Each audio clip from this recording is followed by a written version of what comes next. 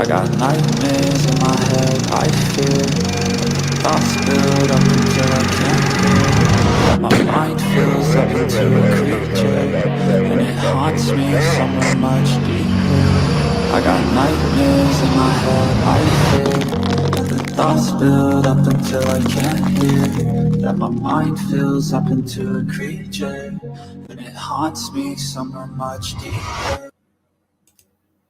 Hi guys, welcome to the first day of the Titan Submersible hearings. We're going to jump right in to the coverage. If those of you who followed my coverage of it, I think I did something like 110 videos on it.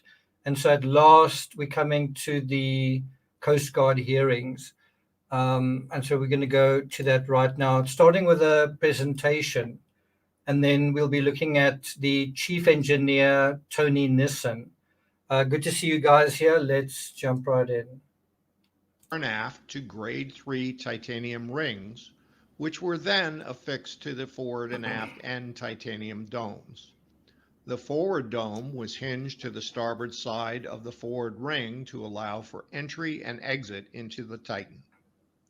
The forward dome was fitted with a 23-inch acrylic frustum window for visibility. The aft titanium dome was secured to the aft titanium ring with 17 9/16-inch stainless steel bolts, and this section housed various electronics and computers.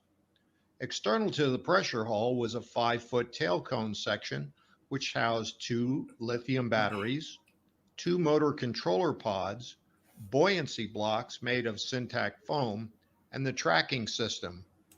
So we're going to start off by just going through the presentation that was done at the US Coast Guard, and then we're going to go into the testimony of the Chief Engineer.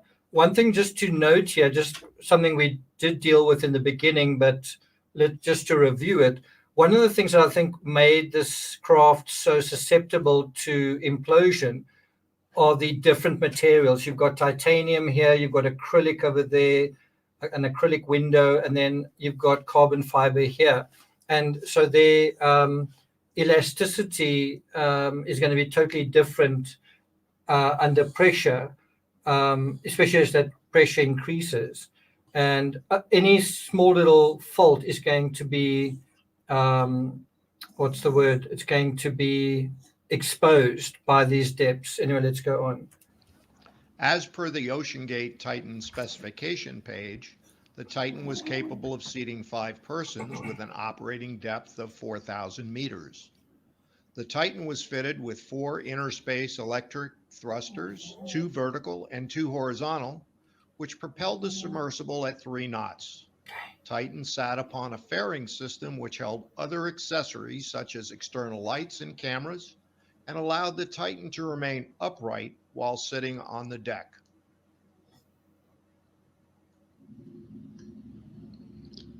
The vessel particulars for the Titan are contained on this slide. The official name, Titan. Identification number, none. Owner-operator, OceanGate, Inc., Everett, Washington, United States.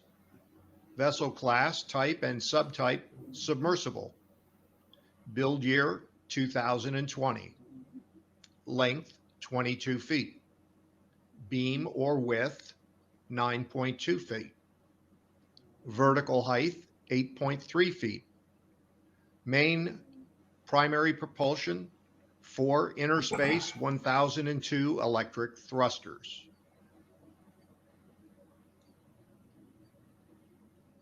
At the time of the accident, on Titan Dive C2-088, the following persons were the crew of the vessel, and they perished in the accident.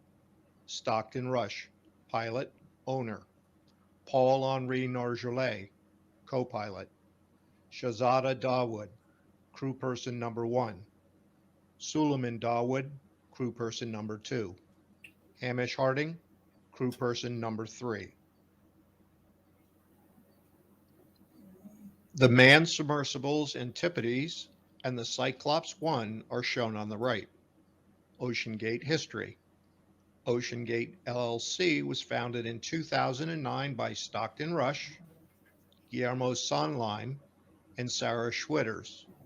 OceanGate corporations include OceanGate Inc., OceanGate Expeditions, and OceanGate Foundation. In 2009, purchased the Antipodes, a 13-foot American Bureau of Shipping class A1 submersible with a depth capability of approximately 305 meters. Applied for Coast Guard certification, That's not much. unable to attain due to Subchapter T regulations. Hmm.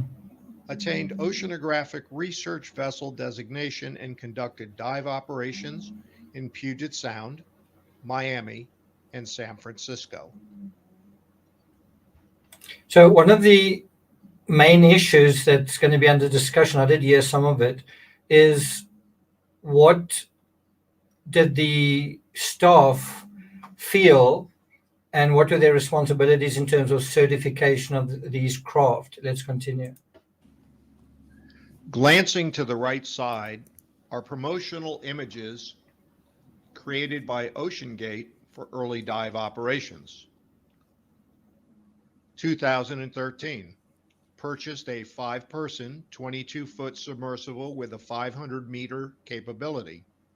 Cyclops 1 was utilized as a test platform for software, technology, and equipment for Titan. Never applied for inspection from the U.S. Coast Guard. Obtained oceanographic research vessel designation from the Coast Guard Sector Puget Sound in 2018. Conducted domestic operations from 2015. The Andrea Doria mission in 2016 departed Boston, towed to the dive site off Nantucket Island, charged mission specialist $20,000 for a seat on the submersible. The Hudson Canyon mission in 2020 departed New York, towed by an offshore supply vessel. Mission specialist paid $35,000 for the dives. So another thing that is definitely different with this craft is how it's towed behind, almost like a trailer, whereas a lot of the other craft that go down to Titanic are really like safely on board ships where they can't be damaged.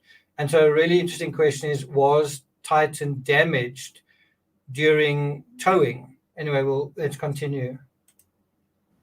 Completed 17 major expeditions with Antipodes and Cyclops 1. The image displayed on this slide is a side profile diagram of the 1/3 scale model for the Titan prototype for the test conducted in December of 2015. Jeez, I can barely hear.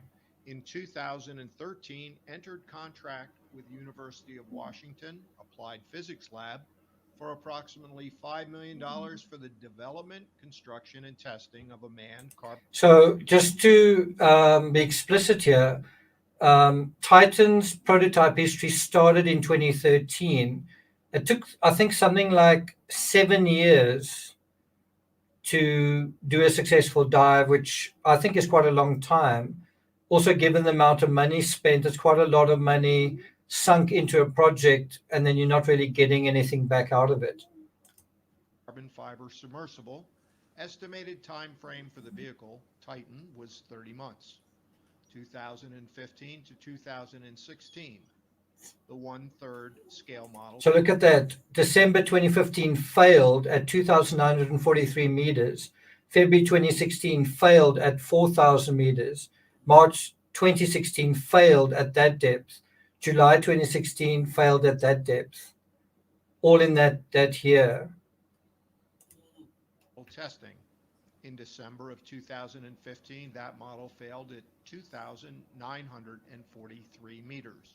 So the change to titanium domes was not the original design. It was because the carbon fiber domes just failed.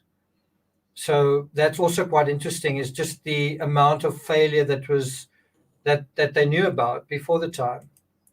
In March 2016, The 1/3 scale model failed at Elise, good to see you here. 2,753 meters. In Welcome, July of EE Caroline. 2016, the model failed at 4,465 meters.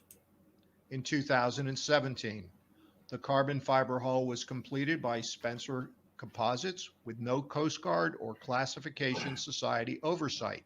So that's quite important. No USCG or Classification Society oversight. Non-destructive testing not conducted. That's the real problem here. Lack of oversight, lack of certification. Who's responsible for that? There was no non-destructive testing conducted on the hull. The original plan was to utilize carbon fiber domes, but due to the failures in the 1/3 scale model cited in the above image, Welcome, they Rebecca. then switched to titanium domes and rings, which were manufactured by TIFAB with no Coast Guard or classification oversight.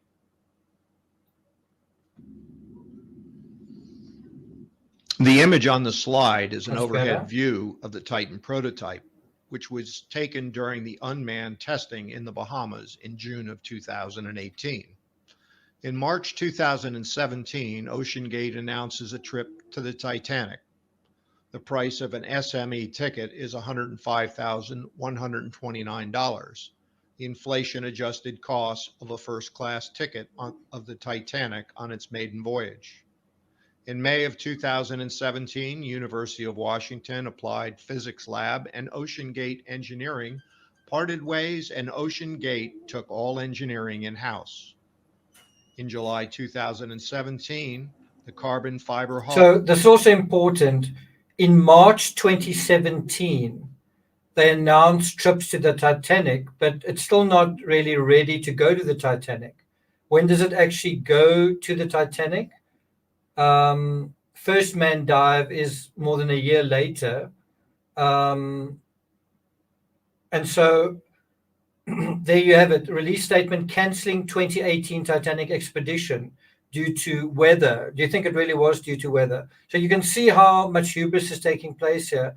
They are announcing tickets to the Titanic when they haven't certified the craft, and they've also not successfully even tested it. They're selling tickets with a craft that at this point wasn't even ready to do what it was supposed to do.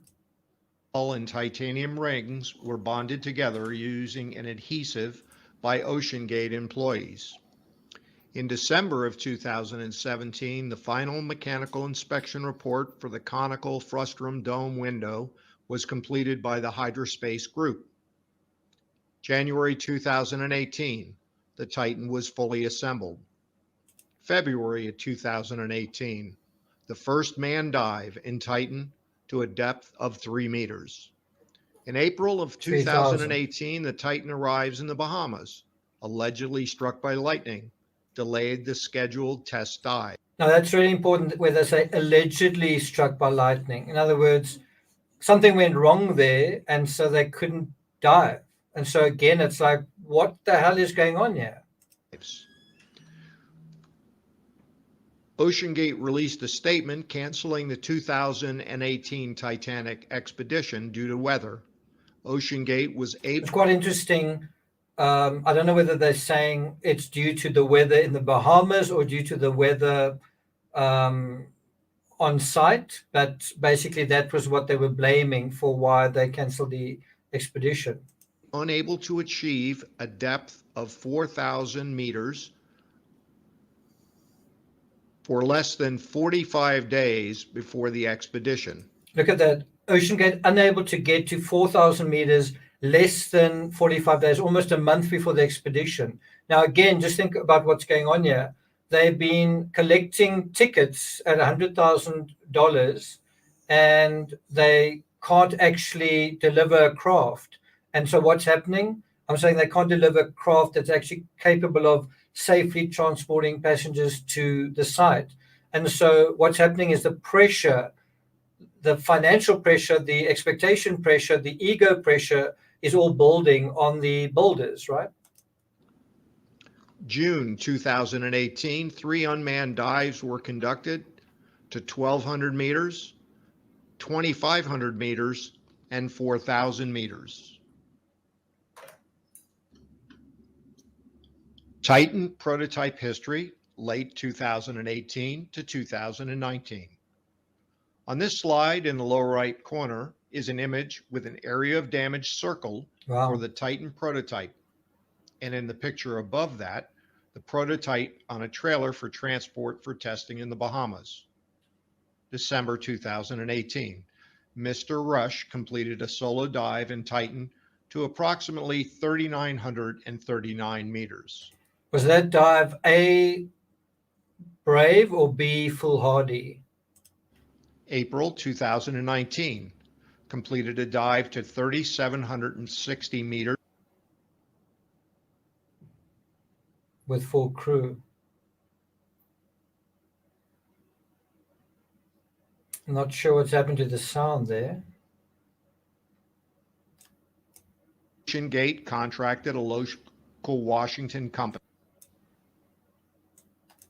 NASA and OceanGate in contract. Okay, let me completed a solo dive in Titan to approximately 3,900. Let me take you through the rest here. June 2019, OceanGate pilot visually identified a large crack on the internal hull surface of the carbon fiber hull. Now, if you were a potential passenger and you were told about that, would you become a passenger? That was in 2019. June 2019, also, Titanic expedition cancelled, citing complications with the status flag. Well, so another cancelled dive. October 2019, Titan tested deep ocean test facility. Hull showed signs of fatigue. It just seems like a long narrative of predicating disaster, doesn't it? And 39 meters.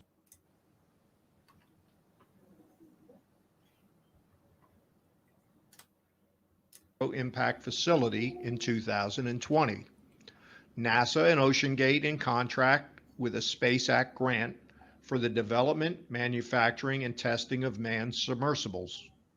Due to COVID, NASA did not provide any services to OceanGate. I thought it says they did provide limited services. Okay, I'm not sure what that is now. So COVID was also another factor that I think added to the already huge levels of stress, just tightened those screws even tighter. Contracted a local Washington company, Electro Impact, to build two 1/3 scale models and the new carbon fiber hull utilizing the automated fiber placement system. The full-size hull was cured after every few inches in an autoclave at Janicki Industries. Titanium domes and rings were removed from the prototype hull and used on the final hull. 16 strain gauges and 8 acoustics emission sensors were affixed to the inside of the hull to act as a real-time monitoring hull assessment. The outside of the hull was covered with a polyurethane coating prohibiting any visual inspections. There was no third-party oversight for the hull, and nor was any non-destructive testing conducted. Titan final hull, 2021. Pictured on the slide is the Titan at the Deep Ocean Test Facility in Maryland. March 2021. Completed Titan hull was tested at the Deep Ocean Test Facility in Maryland. The test cycles.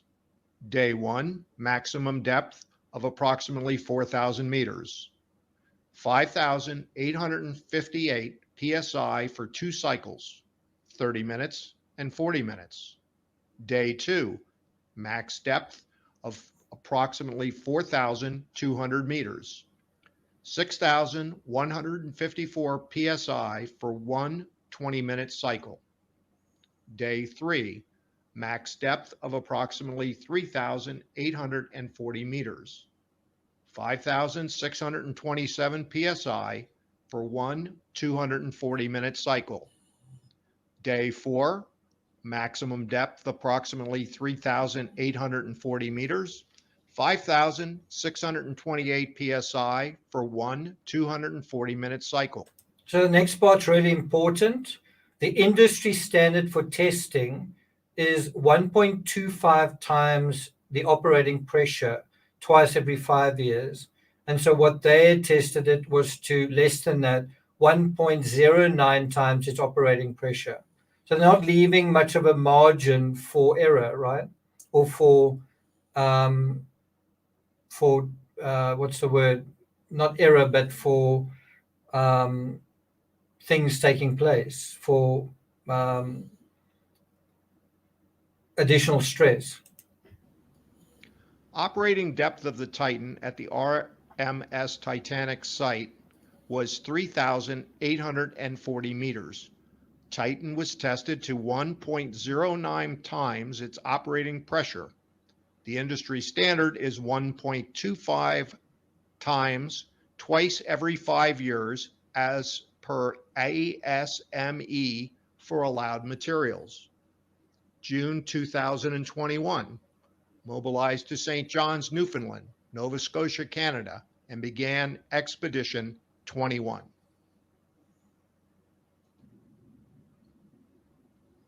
The images on the right side of this slide show the various aspects of the launch and recovery system, both on deck, on the surface of the sea, and underwater before launch and recovery of the Titan. The launch and recovery system, abbreviated as LARS, built by Everest Marine in 2017, completed in 2018. It is 38 feet long by 16 feet 6-inch beam and a 3-foot 8-inch depth. 4 separate hull compartments that can be manipulated to flood, which would sink the platform to approximately 10 meters below the surface to allow for the Titan to depart and or arrive under the water's surface. Now, I don't know if you guys remember, while we did our research, we saw that this platform was actually damaged. And during the expeditions leading up to the fatal expedition, Stockton Rush actually had to go out to the platform himself because I think it had got stuck in netting or something, but it was damaged. And we've actually got photos of him literally going there and trying to fix this platform and sort it out. Those compartments would then be filled with air That's from what I 4 was air looking for. receivers Thanks. on the Lars platform to raise the platform. This action is completed by the platform operator, who is stationed above in a small support vessel.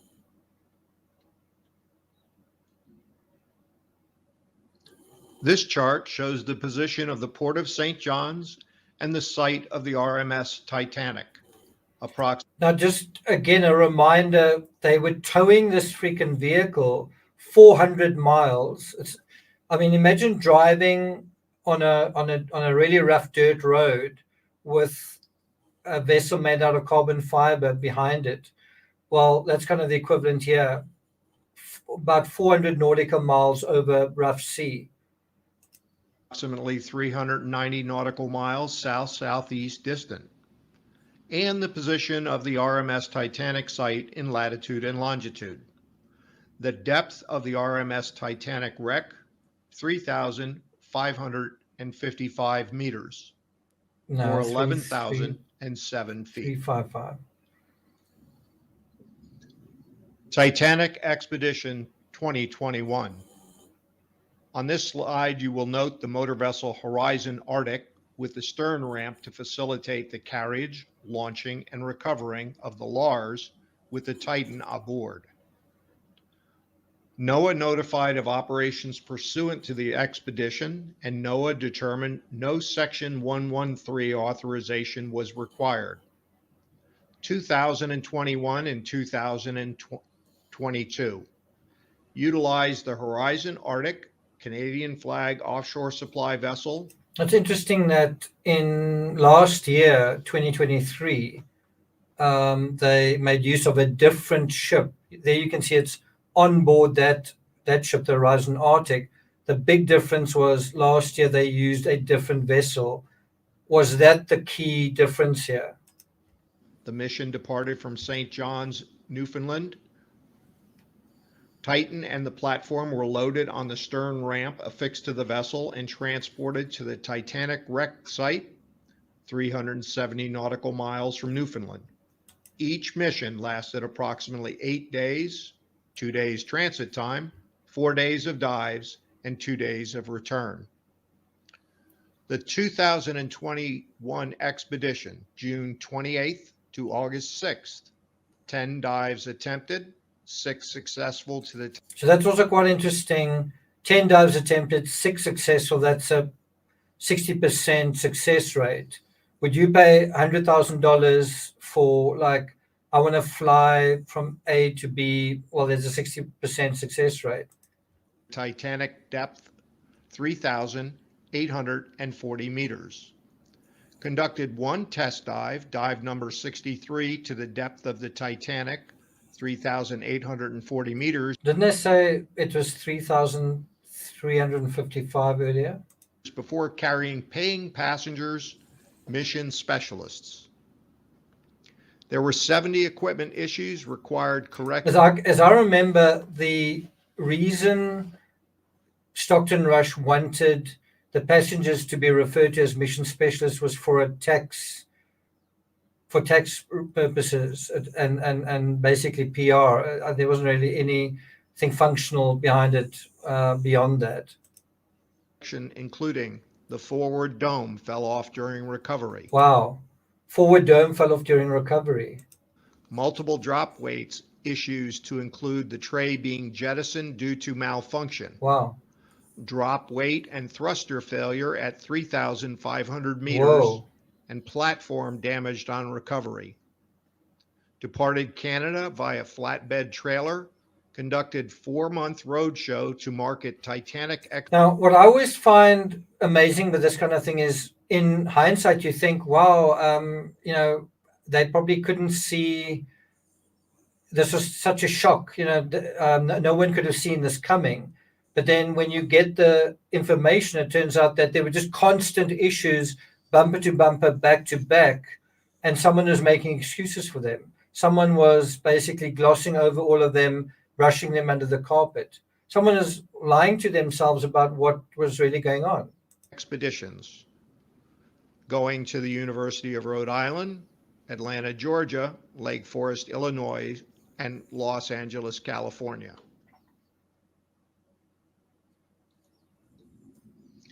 Titanic Expedition 2022. I'm just looking at that. 48 equipment issues. Attention to the upper right image. Titan is indicated by the red arrow in the winter storage of 2022 to 2023. In the lower right image, the Titan in the process of being transported to the Marine Institute of Memorial University, St. John's, Newfoundland, in February of 2023. The 2022 expedition, June 14th to July 25th, 13 dives attempted. So again, you have about a 60% success rate, 7 successful dives out of 13. 7 successful to the Titanic depth of 3,840 meters. Conducted 1 test dive to 7 meters. And isn't that incredible? Conducted 1 test dive to 7 meters. Not 70 meters, not 700 meters, 7 meters. You call that a test dive? With passengers prior to diving to depth. 48 equipment issues documented during the expedition.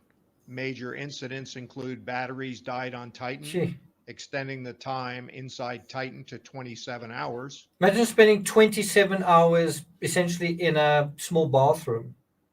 Platform damage during recovery. Again. Titan aft fairing torn off. Data voyage logger inoperative below 500 meters. Titan damage during recovery. Drop weight malfunction. Thrusters mapped in reverse. Upon completion of the expedition, Titan was stored at a shoreside facility in a parking lot along a dock without protection from the elements. It just doesn't really show much respect for the craft. We'll just store it in a parking lot. What could go wrong? I mean, that's another place where it could get damaged.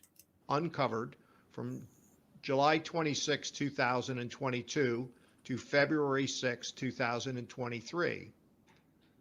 The St. John's Airport weather data for July 20. Thanks for that, but I actually think the Titan was named as a link to the Titanic, to sort of link it psychologically to the Titanic. Anyway, thanks for that. 2022 through April 2023, high temperature 84 degree Fahrenheit, low temperature 1.4 degree, average temperature 39 degrees. Next slide.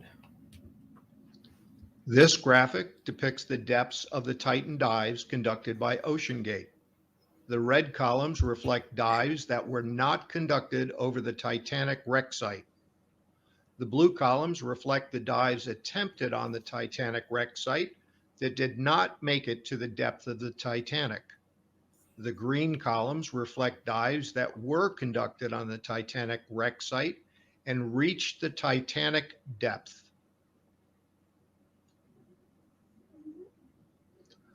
(2023) Titanic expedition. Looking at the upper right in this slide, the Polar Prince near the dock. Looking to the lower right is the track of the 2023 expedition showing the movement of the support vessel Polar Prince. And in the lower left is the Polar Prince towing the Lars with the Titan on deck. According to witness testimony, due to high charter rates and non-availability of support vessels based on the increase in offshore oil production, the 2023 expedition utilized the motor vessel Polar Prince, a Canadian flag research vessel. Due to the lack of deck space, launching appliances, and weight handling equipment, the Lars Titan were to be towed behind the Polar Prince for the entirety of each mission. Big mistake. Missions 1 through 4, which began on May 12th, transited a total of approximately 30. I mean, look at that. 3,600 nautical miles with Titan in tow. They towed this craft with a carbon fiber hull 3,600 nautical miles. 3,600 nautical miles with Titan in tow. Completed 4 dives, none of which left the platform below 10 meters when it was in a submerged position. Crazy. Significant events, Titanic expedition 2023. In the upper right is an image of the Titan on the Lars platform on the morning of May 24th, 2023, when it partially sank. On the Yeah, so what is incredible here is the Titan kind of sank, but not intentionally, on May 24th. The Titan and the platform. So there was like a major incident before the disaster. This was it. right, circled in red, is the weather at the time of that incident. Mission number 1, May 11th through May 19th. So yeah, also you want to say, is this the weather or human error, right? And I think it's pretty clear how much human error is part of the story already, how humans should have known what these errors were long before the disaster. Polar Prince departed on May 11th to Conception Bay to rendezvous That with the makes Titan, sense. which was at the Marine Institute Holyrood launch to conduct familiarization training. That's right. No mission specialists were aboard, no dives completed. Mission number 2, May 20th through May 20th. Personally, I've always found the name Titan similarly ironic as Titanic. You know, Titan is the strong craft, and it was one of the weakest craft for what it was supposed to do. And Titanic was supposed to be this incredibly strong ship and sank on its maiden voyage. And so you got the Titan named after another ship that met the same fate because of the same thing, hubris. 28th. Polar Prince departed St. John's on May 20th en route Titanic with Titan in tow and an average speed of 7.4 knots. On May 22nd, conducted unmanned dive to 8 meters. This was dive number 84. On May 24th, after a night of high seas and fog, the Titan and its large platform were found partially sunk in the morning with the tail cone fairing ripped off. May 27th, conducted. It's quite significant. The tail cone fairing, that sort of part at the end that kind of looks like a wing in a way, or the tail of a duck, that was completely off. And so while the passengers are on board, and I think you may remember some of them saying how books and chairs were going from one side of the ship to the other. Well, if that was what was going on board the ship, you can only imagine what was going on this little craft that is invisible in the fog, being tossed around in the high seas, right? Post-incident test dive recorded 13 equipment issues requiring correction. Mission 3, May 29th to June 9th. Polar Prince departed St. John on May 29th and proceeded to Witless Bay to continue checks from the May 24th incident. Witless Bay. Completed dives on May 30th, which were not logged, and May 31st, which was dive 85, completed to 10 meters.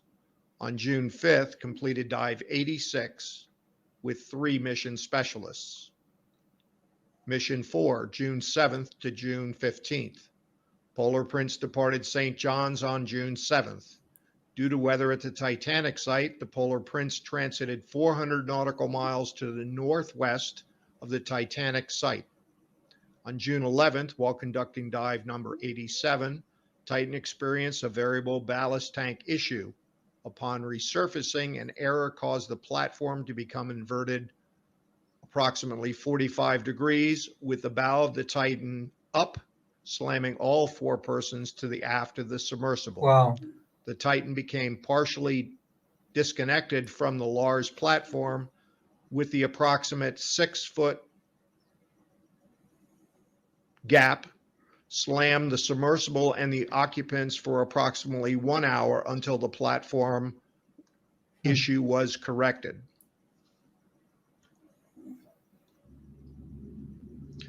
(2023) Titanic expedition. On the right is the track of the Polar Prince to the RMS Titanic dive location. On the lower left is an image of the Polar Prince towing the Lars with the Titan aboard out of the harbor in St. John's. Mission 5, June 16th. Polar Prince departed St. John's at 9:31 a.m. local Newfoundland Daylight Time, 2.5 hours behind Universal Coordinated Time, with 42 total persons on board, 17 crew, 24 clients, and 1 non-designated person en route to the Titanic wreck site. The 17 crew. So I just want to pause there on Jennifer's comment. That shows that the implosion was absolutely kind of instant. There was no warning. It was just boom, and that was it. Crew consisted of the Polar Prince crew members. The 24 clients consisted of 7 OceanGate employees, 11 third-party contractors, 4 mission specialists, and 2 mission specialist companions. According to the Polar Prince deck logbook, after departing the harbor, the tow was set to 2,500 meters astern of that vessel. June 17th. The day was spent with an all-hands meeting, training, lunch, presentations, and more training, dinner, and a dive plan review that evening.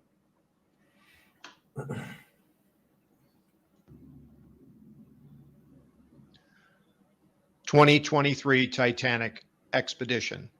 At the right is the C20088 dive plan for Mission 5, showing the time for various events. Mission 5, June 18th at 5:15 a.m. local time. The Polar Prince arrived in the vicinity of the Titanic wreck site. Location, and according to their logbook, they shortened the tow line. The average speed throughout the transit of the Polar Prince with the Titan and Lars in tow was approximately 8.3 knots. At 5:30 a.m. local time, according to the Titan dive plan C2088, a 15-minute final dive brief was held in the helicopter hangar. The final risk index for dive 88 was calculated to be 35. Not sure what that means. 35. The image on the left shows the weather on the expedition. The simplified weather was as follows.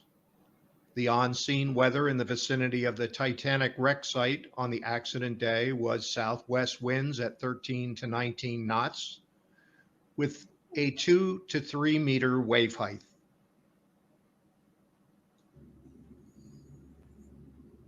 (2023) Titanic expedition, June 18th, 2023 continues. Mission 5.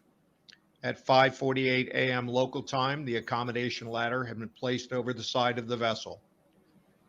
An accommodation ladder is a set of stairs used for transitioning from a vessel to another vessel or dock.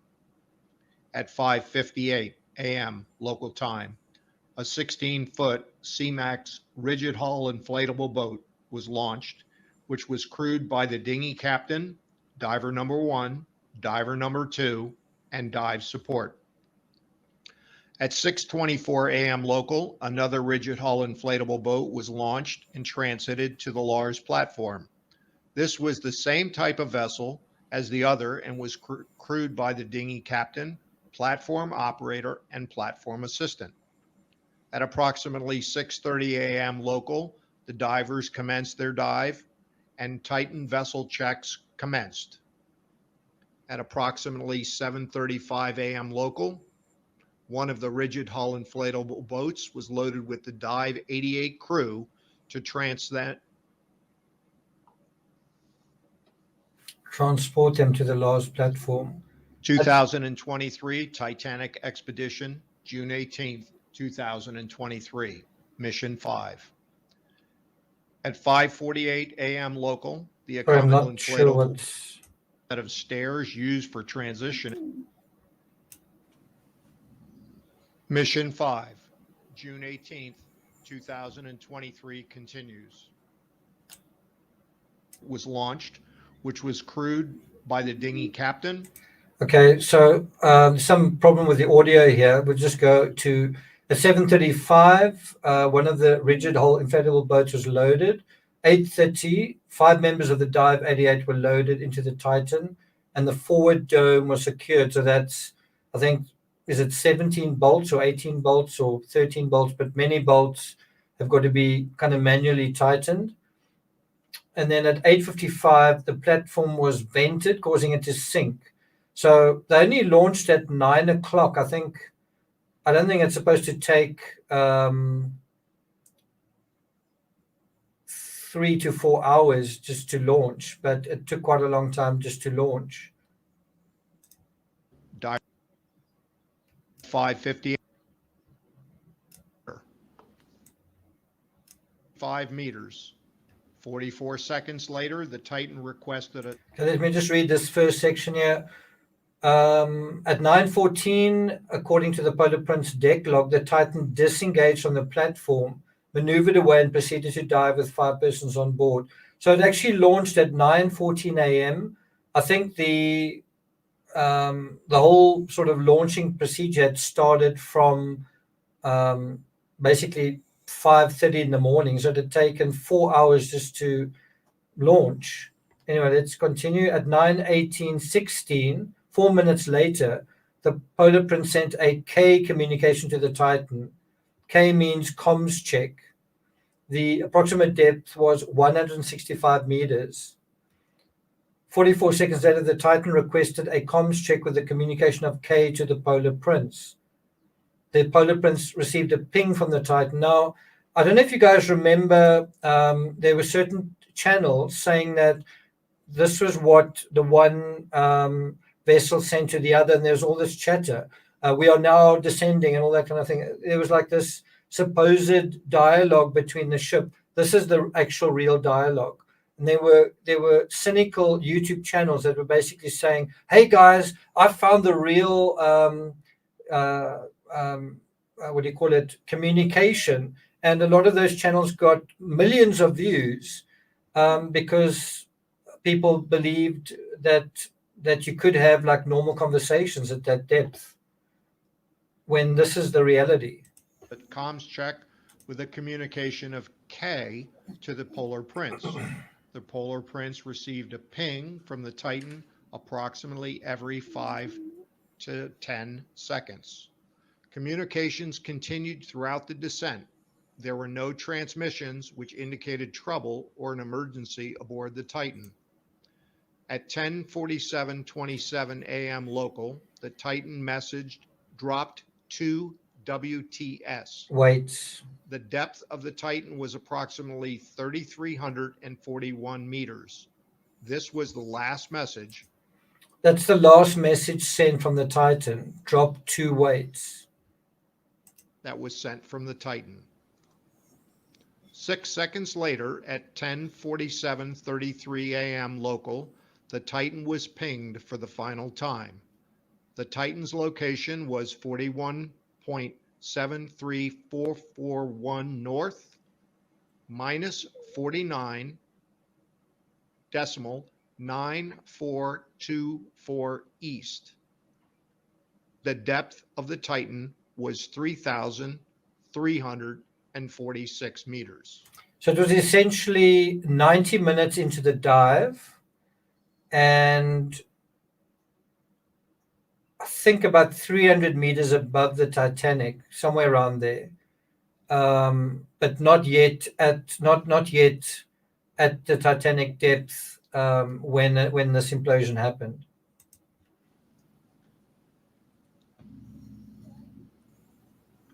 At 10:49 and 50 seconds a.m. local, the Polar Prince sent a message to the Titan that stated, "Lost tracking." There was no response.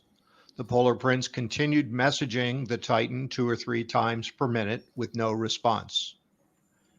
At 11:15 a.m. local, the master of the Polar Prince was advised that as of approximately 10:47 a.m., there was a loss of communication with Titan. According to the mission director, they followed the miscommunication protocol outlined in the OceanGate Health, Safety, and Environmental Manual. According to the mission director, in accordance with the OceanGate Health, Safety, and Environmental procedures, and based upon the last known position of the Titan, and given the 2 meter per minute ascent rate, the Titan was expected to surface at approximately 3 p.m. local time. So one thing that I'm kind of curious about is dropping weights would lead the Titan to go up. And it seems, based on their communications, that Titan was going up to the surface when things went wrong. And that suggests to me that if they decided to drop weights before reaching the maximum depth, then that suggests that I could be wrong. It could be that they just wanted to slow down, but it's possible that they wanted to go back up, and because they had encountered or were aware of problems. Does that make sense? So that's really a question that we want to know: is was the Titan still descending, or had it started ascending? Very interesting question, I think.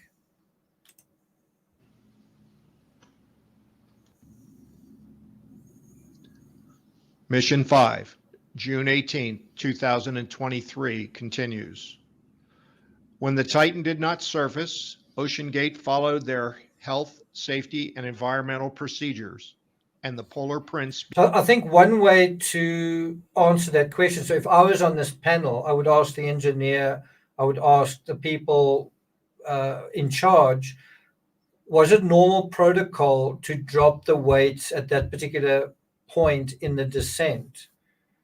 Was that typical? If it's not typical, then I think it suggests that they decided to ascend because they knew something was happening. Let's have a look at what Titanic says. Thanks a lot, Titanic Discussions.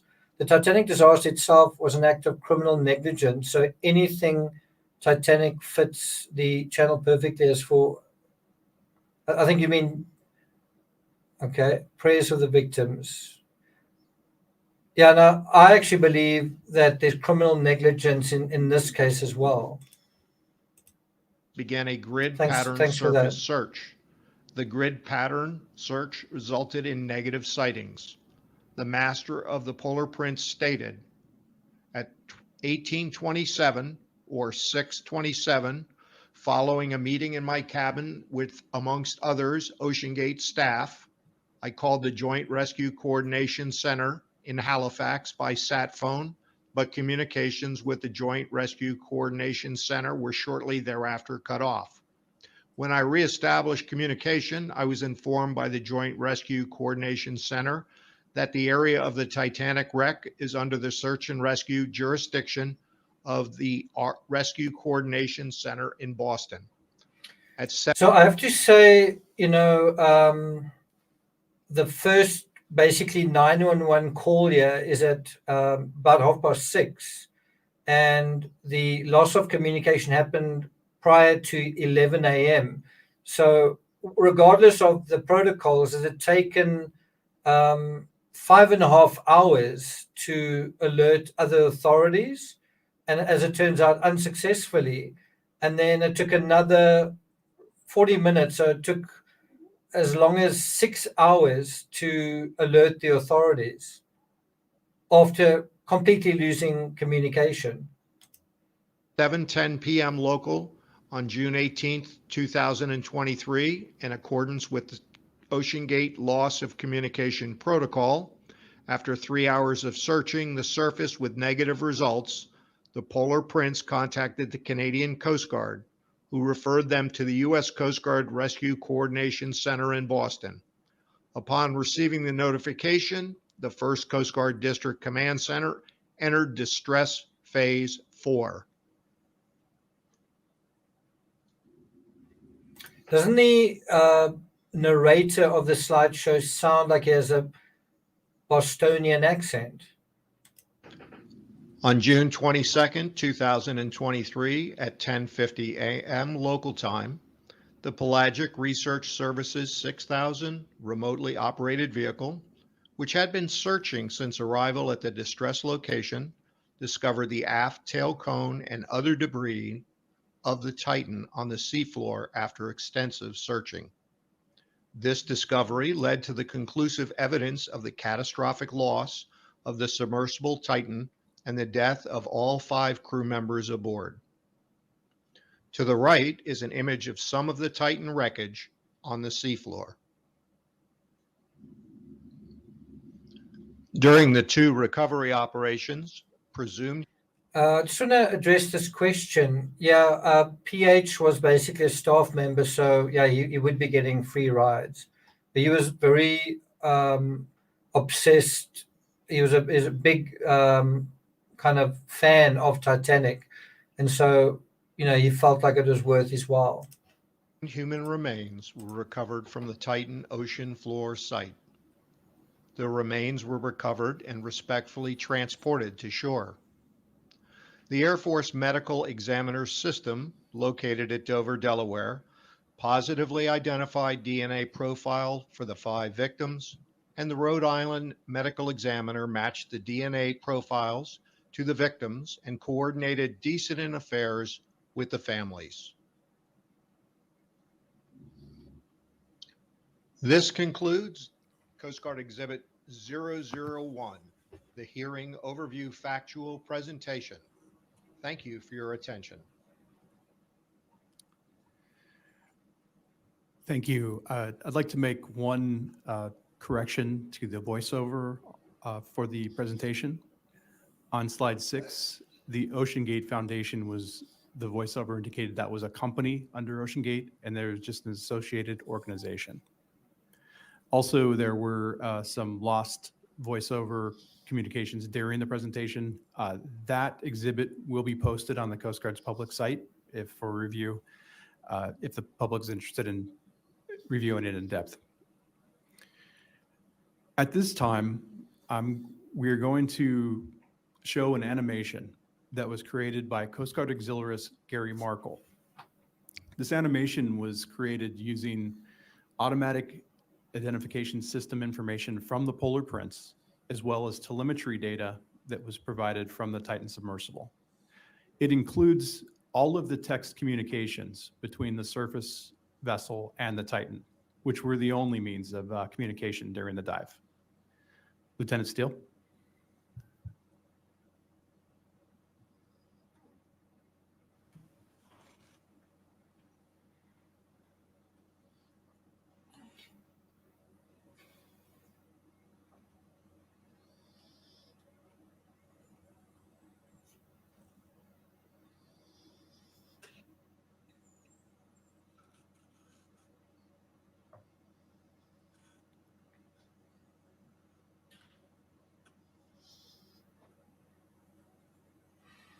So this is kind of the transcript stuff, right? A, received your last end thread. POI, point of interest. K, communications check. TTN, Titan sending a text message. PP, polar print sending text message. Evo Logics, acoustic telemetry modem communication system. PH, Nargile, okay.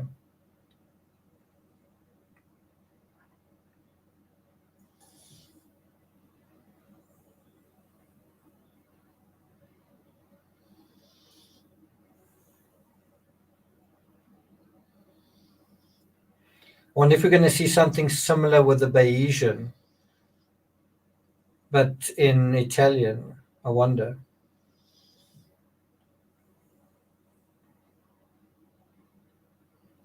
Well, that is a near miss.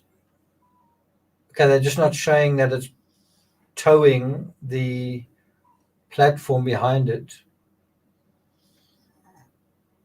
Quite a long way that it's going, right? It's funny, when you fly from Europe to New York, you actually fly pretty much over the site as well. And you'll see that right where the Titanic sank is where the shelf goes down, where it suddenly gets deeper, which is about there.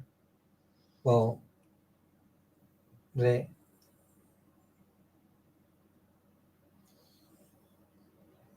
Yeah.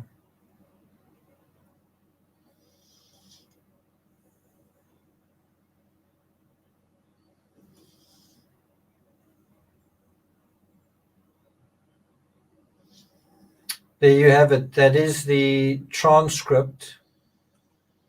And you can see it's very abbreviated. It's not the sentences you had in those YouTube videos. You can see on the right the depth increasing, the pressure increasing. I think these are text messages, but very much abbreviated.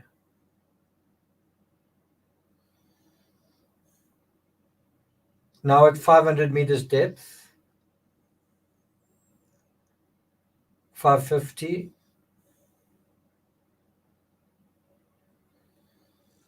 Slowing down a little, 600 meters depth.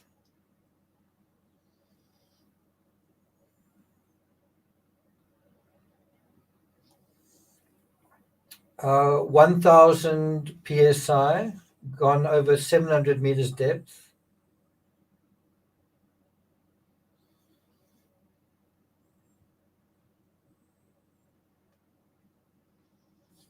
Having trouble entering PO, will ship. So 830 meters. Seems to be descending quite quickly now. 900 meters.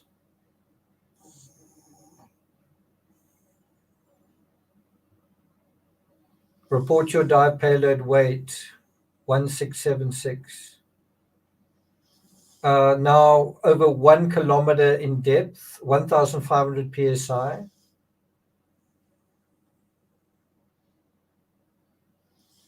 You can see it's not very conversational. It's just really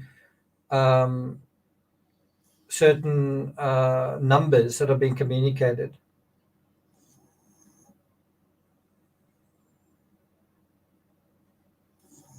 Pressure is rapidly increasing. It's now approaching 1,900 psi, 1,300 meters.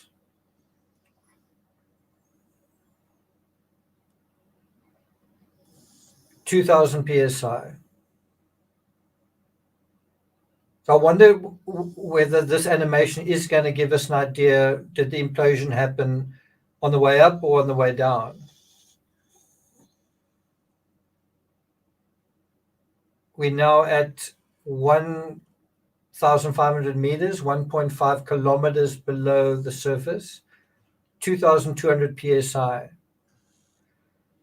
I must say, if you're going down there, you are so far beneath the surface, it's got to be pretty scary. Outside the window is completely black.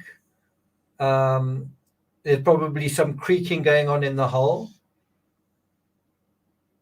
Look at that, 3 repeated questions.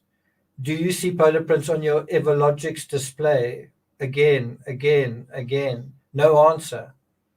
Depth 1,700 meters, 1,800 meters. Another repeated message, no answer. Pressure 2,700 psi. No response. 1,900 meters. Remember, Titanic is over 3,000 meters deep. I think it's close to 4,000 meters. So almost halfway down to the Titanic now. They're at about the halfway point now. And pressure 3,000 psi mark. 2,000 meters deep, that's 2 kilometers deep, and then a response from the Titan. Is polar prints on your display? Do you see polar prints on your Everlogics display? Just no. Oh, there, yes. 3,000 psi. Titan, this is pH, so pH is responding. Lost system and chat settings, okay. And there it is, all good here at 2,300 meters. Acknowledge all good. Pressure approaching 3,500 psi. The depth seems to be slowing slightly now. Now up to 2,500 meters. Pressure is still increasing rapidly.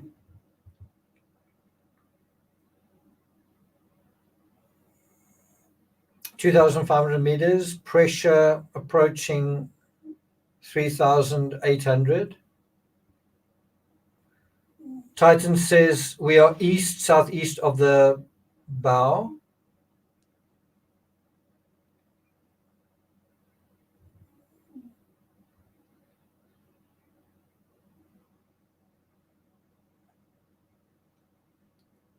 They seem to have slowed down slightly. Depth is over 2,700 meters.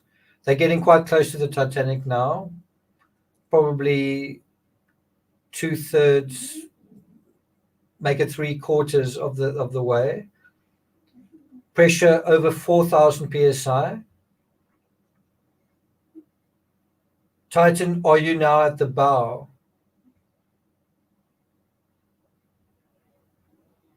(2,900 meters).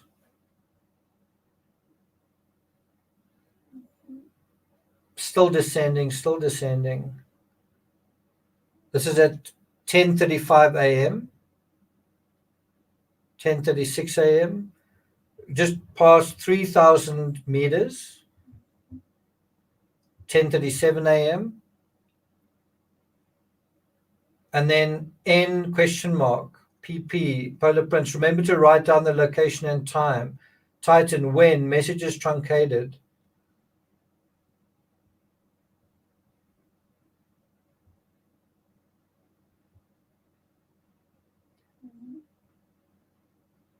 Pressure is 4,700 psi. Time 10:43 a.m. This is very close to when things went wrong. Depth 3,300 meters. This is very close to the Titanic's depth. Pressure is approaching 5,000 psi. 10:47 a.m. There we have it. Drop 2 weights. Now we want to know what happens after this. Pressure 4,900 psi. There's the Titanic further below. It's 10:47 a.m. And then?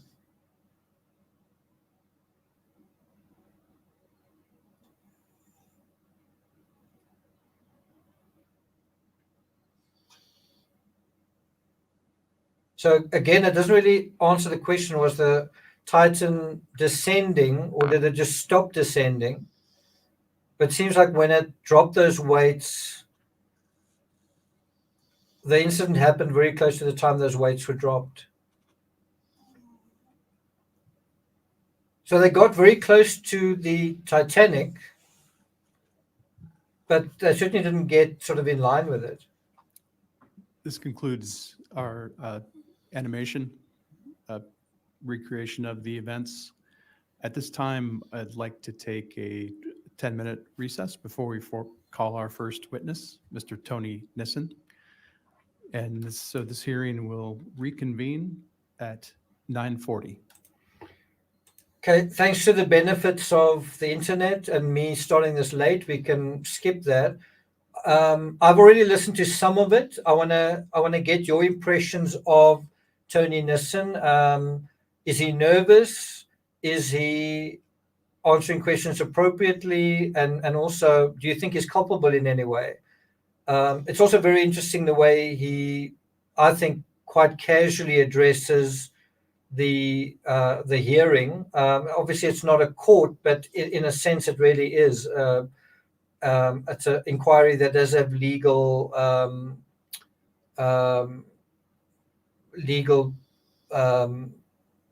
possible legal consequences. Anyway, let's listen.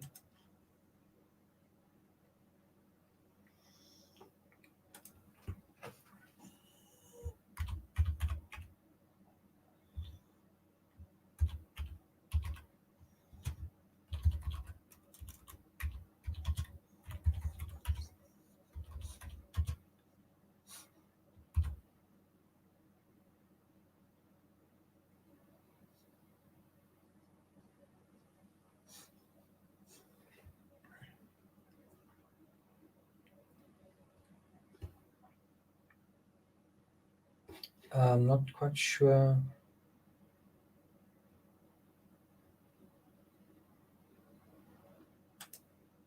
Found that I love understanding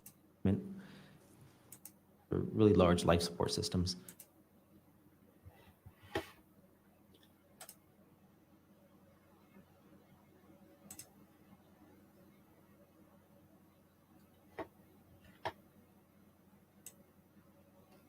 The electrical engineering.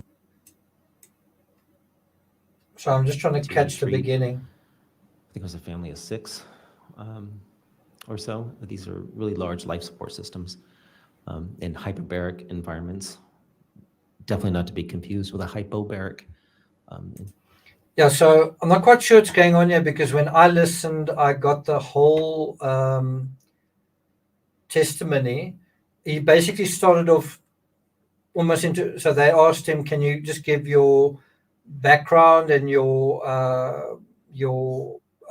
qualifications? And he kind of interrupted them to say, you know, I want to basically honor the people who have died. I want to, you know, pay attention to them. And then he was like quiet for a couple of seconds, and then he said, he may need to take a few moments to pause. I just found it quite a strange beginning, and it's a bit unfortunate that I can't seem to. I don't know what's happened to it. Fields used in a design. I just want to see if I can get it here.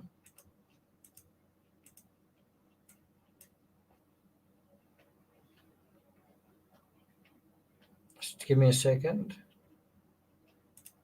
In that instance, Mr. Nissen, if you would just speak to the document's contents, but not to the, Okay, well, looks like that's been lost, so we'll just have to continue. I went to college after that, wanting to study electrical engineering. I was just good at electronics. Found that I love understanding how stuff breaks. So I studied material science and engineering, graduated from UC Berkeley with a bachelor's in that. For focus at college, I focused on carbon fiber structures, corrosion, electronic materials, and nautical science. Took a semester in shipbuilding. One of the most interesting classes I ever took. It turned out to help me a lot. After I got my degree with a background in electronics, I was hired by ATK Launch Systems. We built the solid rocket boosters for the space shuttle. I designed instruments for them. My claim to fame there is I designed an instrument to measure temperature, pressure, and displacement inside an O-ring groove during a rocket motor firing. A very difficult task to do. If everybody remembers the first space shuttle accident, that was an O-ring failure. And it turned out 20 years later, we were still troubleshooting possible blow-by by O-rings. In that job, I ascended to the level of project engineer. And so I was more or less the integration project engineer for the assembly of really, really large structures, rockets, more or less. I got a little bit more education in there. So something else that we've missed is he said, I think he said he started off, he wanted to be a firefighter. I don't know why he said he wasn't able to do that. I'm not sure what was the reason for that, but he has a very strange background, just in the sense that he's 1 minute he's working on rockets, then he's in the ship industry, and I don't know, I just find it kind of unconventional. And he strikes me as a somewhat unconventional character as well, just based on his demeanor at this hearing. I have a certification in configuration management, CM2 principle. So I don't know whether it's going to pick it up, but he's at one point his watch alarm goes off and he sort of says, that's my heart rate, which is quite high. I guess I'm nervous or something like that. For the Institute of Configuration Management. That's a semester-long course that we took in 2 weeks. Critical to maybe the discussion we're going to talk about today, for sure.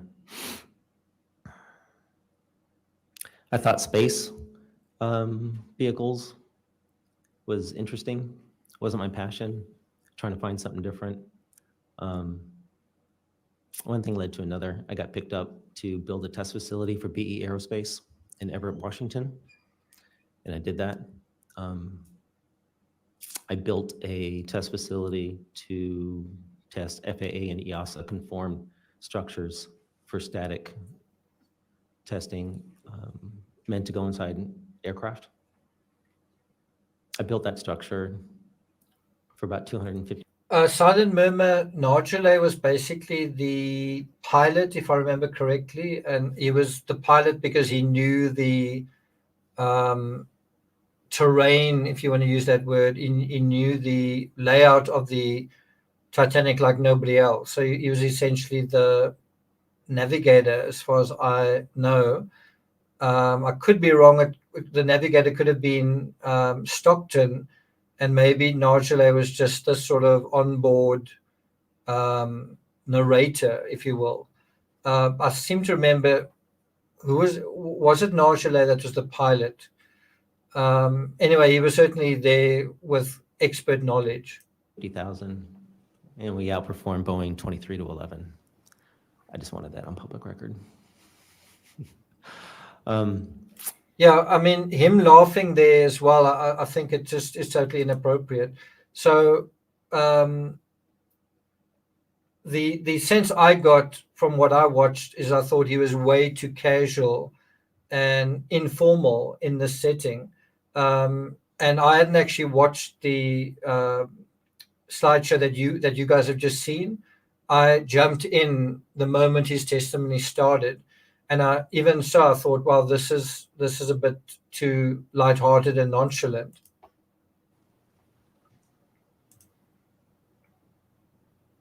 After that, I went to certification. I ran projects installing certified systems in aircraft. Not my passion either. And then I found OceanGate. And I applied to OceanGate to be a technician. I just wanted to build submersibles. That was it. I actually didn't want to do the role. I didn't apply for the role that they asked me to do. That's probably my background in a nutshell for this. You had mentioned certification. Can you talk to me about the importance of certification at your previous jobs? Right, that's a good question. That's really interesting the way the Coast Guard basically says to him, can we talk about certification? And do you notice how look how guarded he is? He's really, that's really the critical issue here.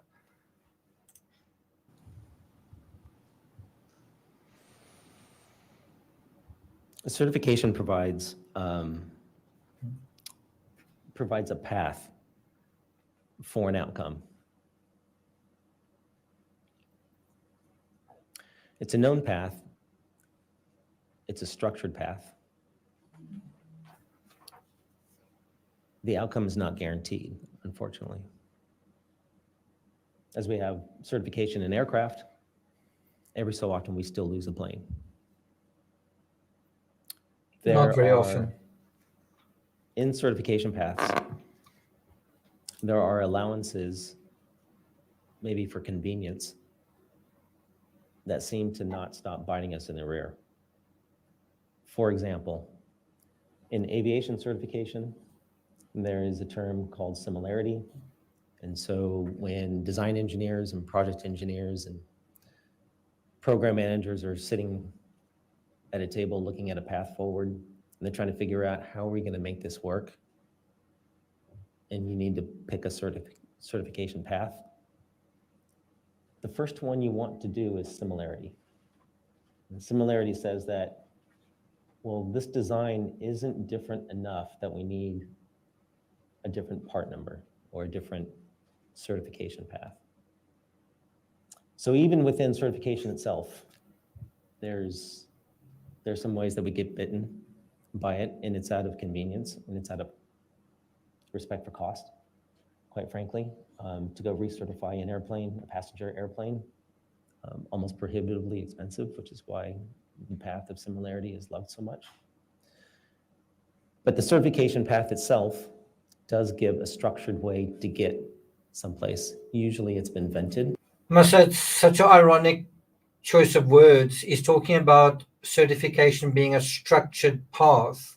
Well, the whole issue here is a structure that couldn't withstand the pressures, right?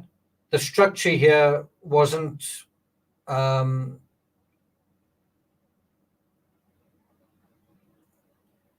viable, right? And it would have been viable if they'd taken it through a different kind of structure, structured approach. And I just find it's like almost showing how a lack of structured thinking leads to a structure that is structurally unsound. It kind of makes perfect sense to me. Usually it's been tested and found to be helpful. Does that answer that? Yes. Thanks. Enough? In what year did you begin working with OceanGate? March of 2016. And in March of 2016, what were you hired on as? The director of engineering. And what were your roles and responsibilities in that job as the director of engineering? It's another interesting question. So I was pitched by OceanGate that So, can you imagine in a courtroom being asked a question by a prosecutor and saying, "Well, that's another interesting question." the Cyclops 2 craft was nearly complete in the sense that all the items were in place. They just needed somebody to take it over the finish line. And they wanted somebody with an extensive marine background. I didn't talk about that in my calls. Taught sailing and yachting. I have a Coast Guard master's license, 50 ton. They wanted somebody that was, originally I was going to be the director of marine operations as well. They were having some issues in the marine side, and that's the execution side. So in their mind's eye, I was going to put together the parts and then just start executing it. And so I was, my apologies, that's my watch telling me I have an abnormally high heart rate. That's what I mean. Just something strange seems to be going on in terms of his body language, in terms of what he's saying. And you can't help thinking, so in order to avoid this disaster, you needed someone who was aware of the problems and who was going to deal with them. Was this guy that guy? Or is this the kind of guy who's so clever in little details that doesn't seem to see the woods for the trees? I mean, just think about what he's done with his watch in the context of a trial. Well, it's not a trial, but a hearing. But it doesn't seem to be very clear where he is and how serious it is. It seems to be a little bit too nonchalant as far as I'm concerned.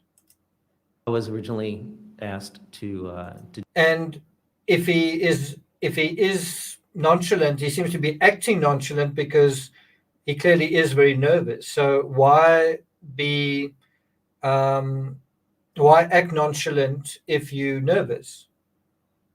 Maybe that does make sense if there's guilty knowledge. I don't know. just finish this. It was going to be a year, and that's it. I wasn't asked to design the sub. Okay, and we'll get into that a little bit further. Sounds good. When you joined OceanGate, was there That is also quite interesting how the, I'm not quite sure, I can't quite read it there, but the Coast Guard chair possibly says we're going to get into that, and then he responds, a company mission or a vision, and how did that progress moving forward throughout your years?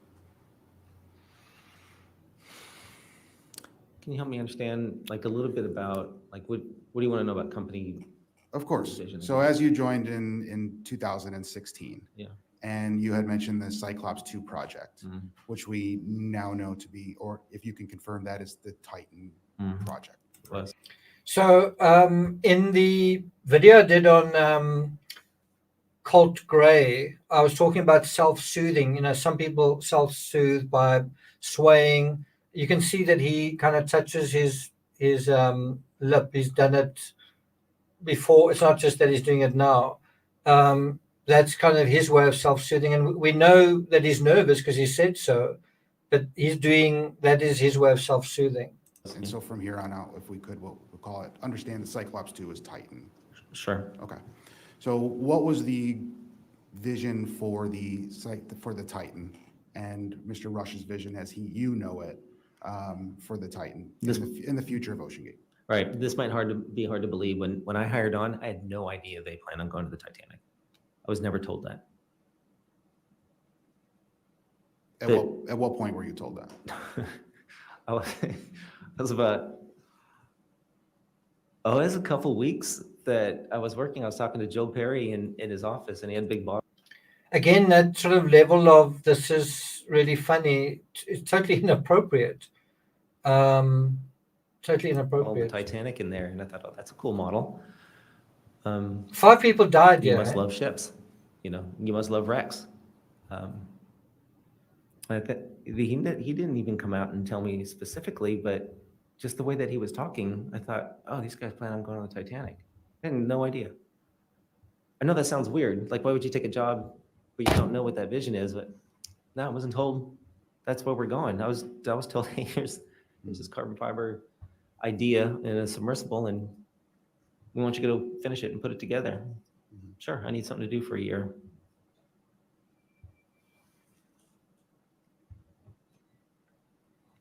In your preliminary interview, you stated that you were a good fit for OceanGate. Mm.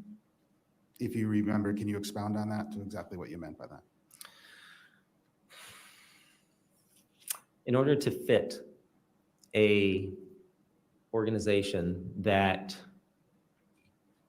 one, needs leadership and guidance. Two, is going to do something new and different, kind of outside the box. So you definitely have to be able to think outside the box. I am not a sustaining engineer. I'm glad we have them, but a sustaining engineer just keeps the design that's already there going. I would be bored to tears if I were to do that. So that doesn't fit my persona at all. I love the sea. It's not that I love everything about it, but I love working in the sea. I'm not a big fan of scuba diving unless I have tools in my pocket. I love doing stuff down there. I love the quiet and the serenity of it. I love ships. I love going to sea. And I love operations like that. I think they're fun. It gives me something in the morning to look forward to. I'm not much of a sit behind the computer, although I have one here, kind of a person. And so you kind of need to be that type of person to do that. It's to be able to be a technical person and an operations person. That is a very unique body to do. And I'd like to read a quote from your preliminary interview, which is what I'd like to speak more pointed to. And you stated, I think every regulatory agency, with the exception, well, it is the FDA, Nuclear Regulatory Agency, Regulatory Commission, EOSA, FAA, another regulatory body. I don't know, quite a few. So complying with regulatory requirements, I have pretty broad experience with that as well. So pretty much from OceanGate's perspective, I was probably a good fit. Yes. So that is another maybe unique history is to know how these regulatory bodies work. They all work a little bit differently, really, but then to understand some things like what the difference is between should and shall. Believe it or not, that's a long discussion in engineering planning meetings and when you're trying to get a design through. Do we have to do it, or is it a good idea? Now, again, his body language is quite interesting. I don't think I've ever seen a witness in a court with his hands kind of in front of him like that. And I mean, his hands are basically acting as a kind of a shield in terms of the people in front of him. Idea, and that's beyond whether or not the team gets past the discussion of whether or not it's a good idea or not. But no, true. To be able to understand what a regulatory body means, maybe even how to communicate with them, which is a little bit different, is probably helpful, I think. When you began with OceanGate, what was the size of the engineering department at OceanGate? 0. It was Stockton, really. Let's say 1, but he wasn't doing the engineering. So the OceanGate employee, I was number 1. OceanGate had agreements to use APL for control systems and mechanical systems. And then it was Brian Spencer for the hull. And they already had an engineering team identified to cast titanium domes if it went that way. Brian Spencer would have been the carbon fiber end domes if they would have gone that way. And so that team was already in place. And that was the engineering team that Stockton was using for a while until they got there. Okay. And we'll get more into those as well. Sure. So how many total employees were at OceanGate at the time when you first came on? Approximate. 6, 7,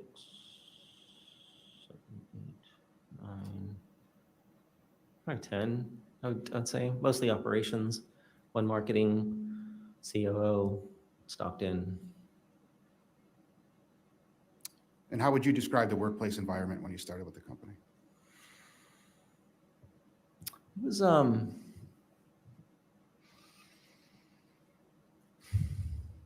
the first week was great.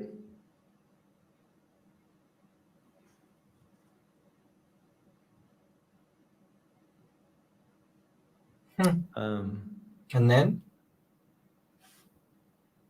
It was hard to catch up to them. It was obvious that I was coming into what I felt was like a club, and that's kind of hard being an outsider. All these folks had worked so long, and so I was searching for how am I going to establish my legs here, and what am I going to do? So the first week was good. It was quite literally the second week where I started wondering like how am I going to be here? How am I going to exist? So it was a challenge from about week 2 on. And were you able to overcome that challenge? No, I don't think so. Not within the broader OceanGate whatsoever. But the engineering team that I built, absolutely. I think we ended up getting to about 25 people, I think, if I remember right. It was pretty substantial. We were 50% of the company, and I think I felt most at home there. But no, until I hired my first hire, maybe I didn't mention that in my calls. I'm not afraid to stand in the forest alone, and I was kind of like that a bit. And you had stated that when you first were hired, you weren't aware of the Titanic expedition vision or moving forward. No, yeah. So Any logs? what were you told regarding the Titan project at the beginning of your employment? Where did you come into that process at? They were just going to build a deep sea carbon fiber hulled submersible, and I thought, that's interesting. Okay, like they have a couple of reports that said it's possible. All the items were in place. Really, it was an integration project. So, yeah, I could do that. Was there any mention of having the submersible classed or built to a classification standard? There was talk about, yes, so Stockton would go back and forth on whether or not he was going to have it classed, but the classing conversation was always there, and the inspection. And when I came on, it was going to be a much more collaborative effort with either regulatory or classing agencies. And I know throughout the weeks, I think Stockton tried.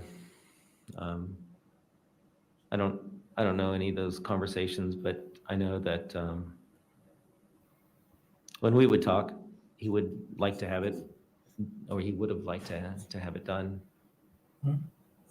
It seemed like a dead end for him every step of the way, and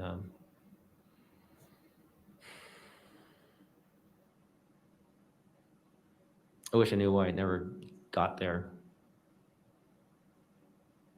And so when you entered the company, how far along was the Titan project? So Dave Dyer at APL had a mechanical systems drawing. Pete Brodsky had the control system done. That was all done on Cyclops 1. The landing gear, everything external to the hull, that was on Cyclops 1. Mechanical and electrical was already done, by APL. There was a company in, I think it was Albany, Oregon, that was to cast the titanium domes. Turned out to be not a viable option. Brian Spencer of Spencer Composites had the hull figured out. His analyst, Grover, produced a design and analysis report that said that this thing is going to go well beyond, which I can show you later, well beyond what the target was. All those parts were in place. That's it. We were supposed to get the same parts that were on Cyclops 1 and put them on Cyclops 2 and Great, put it together. Let's go test it, qual it, cert it, and done. So what was your role as a director of engineering specific to the Titan project when you came in with Titan? Good It was to question. bring that together. Right. And what were some of the challenges that you faced with implementing Cyclops One parts, specifications, applications, and accessories to the carbon fiber hull on the Titan? That's a good question. So the big challenge with for the differences between Cyclops One and Titan, and I gotta say, when we're talking about Titan here, and me with respect to Titan, and we're talking about the development, this is serial number 1. Like what they did in serial number 2, I don't know. So You can expound on that. yeah, so and it's kind of, I don't want to make a ton of corrections to your presentation. Loved it. It was great. I think on sheet 2, it talked about Titan. There was no differentiating Titan, but there absolutely is. The serial number 1 is not serial number 2. And then I wish on, I think it was sheet 1, we're talking about, I think it's the very first sentence in the very first paragraph, we talked about identifying whether or not there's technical issues and design problems and whatnot, but culture is missing from there. I wish I would have seen culture on there for sure. But the differences between Cyclops 1 and Titan serial number 1, where are you going to get the power from? So Cyclops 1 had the power for the thrusters and everything internal, underneath the floor, big battery bank. We couldn't do that in Titan and Cyclops 2. That was a huge difference. Another significant difference was Omar at Interspace kept promising the thrusters to us, and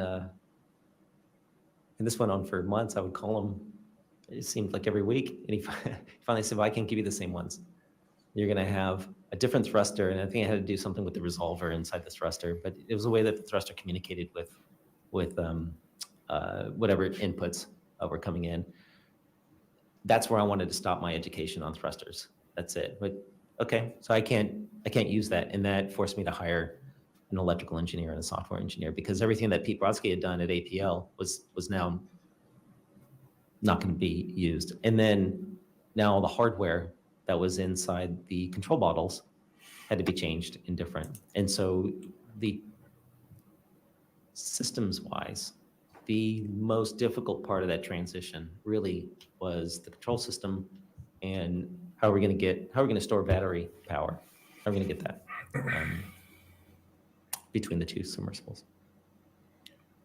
And I think it's important with your role as the director of engineering with regards to Cyclops One into the Titan project to understand the timeline of the University of Washington Applied Physics Lab, which you had mentioned earlier. What was the role of the University of Washington Applied Physics Lab as you knew it as a director of engineering? Dave Dyer was the mechanical representative. So he was a mechanical engineer. He did mechanical systems, so bladders, designs, landing gear, stuff like that. If you had a wire going to it, Dave wasn't your person. Pete Brodsky did controls. And then the operations group really did the primary power, secondary power, battery storage. But for APL, that was it. And how would you describe the working relationship between the University of Washington Applied Physics Lab and OceanGate?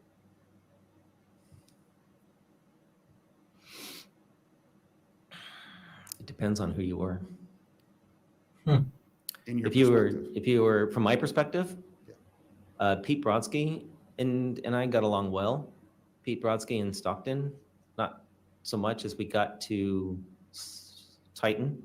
I wonder how well he Yeah, got Titan. along with Stockton. Pete wasn't okay with using glass spheres on the outside and decided to remove himself from the project for that reason. And respectfully, Stockton didn't make a big issue of it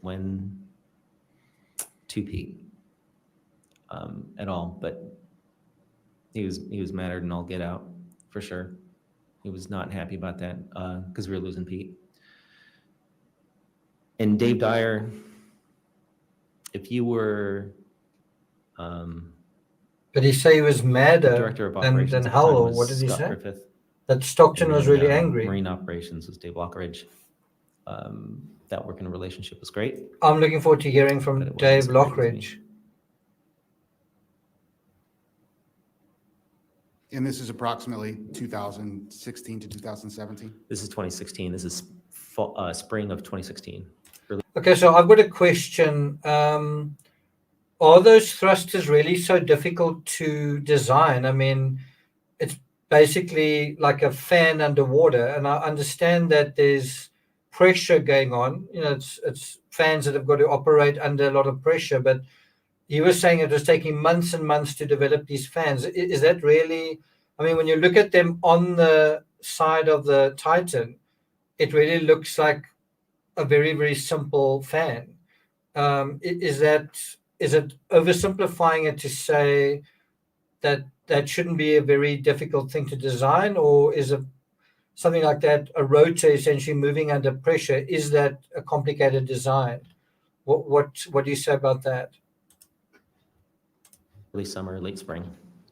As we got into the June, I think it was June or July, we tested the last, or the 1/3 scale to find out where it destructed.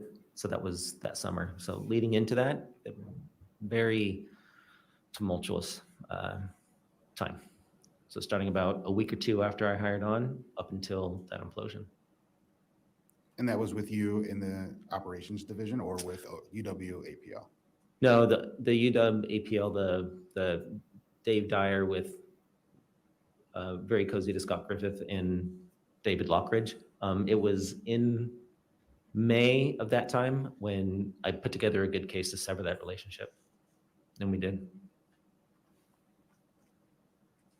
And that's about the time that you decided, or OceanGate decided, to bring all engineering in-house, with the exception of utilizing the testing facility at UW-APL. We did, yeah, we had to.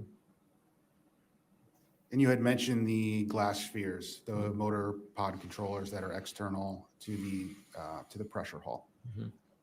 Can you describe to me what those are and why they're utilized and why glass was so important? The glass spheres, they're actually rated really, really well. You can go deep with those things, and they're used in other systems. So this is, in engineering, we would call it COTS. It's commercial off the shelf. And don't reinvent something if somebody's already got it. And the glass spheres, or it comes with some baggage. Got to take care of them, and you have to really be careful about the sealing surfaces, and when maintenance on them is a little bit trickier, because when you take the two halves apart, you now have glass spheres to worry about. But if you oil fill them, your depth is, we'd have to look at the spec sheet. Let's say it's really deep because of oil being non-compressible. So glass spheres was always seen as a great option for the durability. So it's interesting what you say there about the trick is the electrical system. And as far as I know, they lost, I'm not sure if I'm confusing this now with James Cameron's thruster that didn't work. But I do know that the Titan was stuck in the water for was it 27 hours? I don't know if they lost power. But yeah, I think that is the real difficulty, is keeping the electrical systems going underwater at pressure.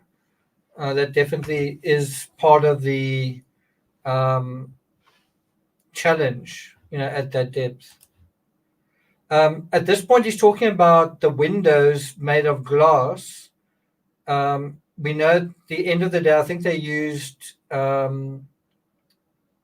acrylic windows, if I remember correctly, and they would literally change shape to some extent. They would expand. They'd be fairly elastic, but that is within the very inelastic space of the titanium dome. And meanwhile, you've also got a third major material, the carbon fiber. And the ability to go. The issue with glass spheres is if they're not oil filled and they fail, it's catastrophic. It's an implosion, and it's not like a metal or a metallic implosion. These have very, very high strength values, but they're brittle, just like the glass in our homes. And so the University of Washington Applied Physics Lab said that utilizing glass spheres in the atmosphere on the outside, so not in the pressure hull, was a no starter for them. For Pete Brodsky, for sure. And you wouldn't put glass spheres in the inside. Well, I guess you could. It'd be overkill. But for the outside, no. And even oil fill. I really don't think that's the appropriate word to be using, overkill, in this context. Pete was not okay with it, and so personally he didn't want to be part of it. And that was the point at which OceanGate ceased the engineering with Pete. Yep. Did it continue with Mr. Dyer? If I remember right, we severed Mr.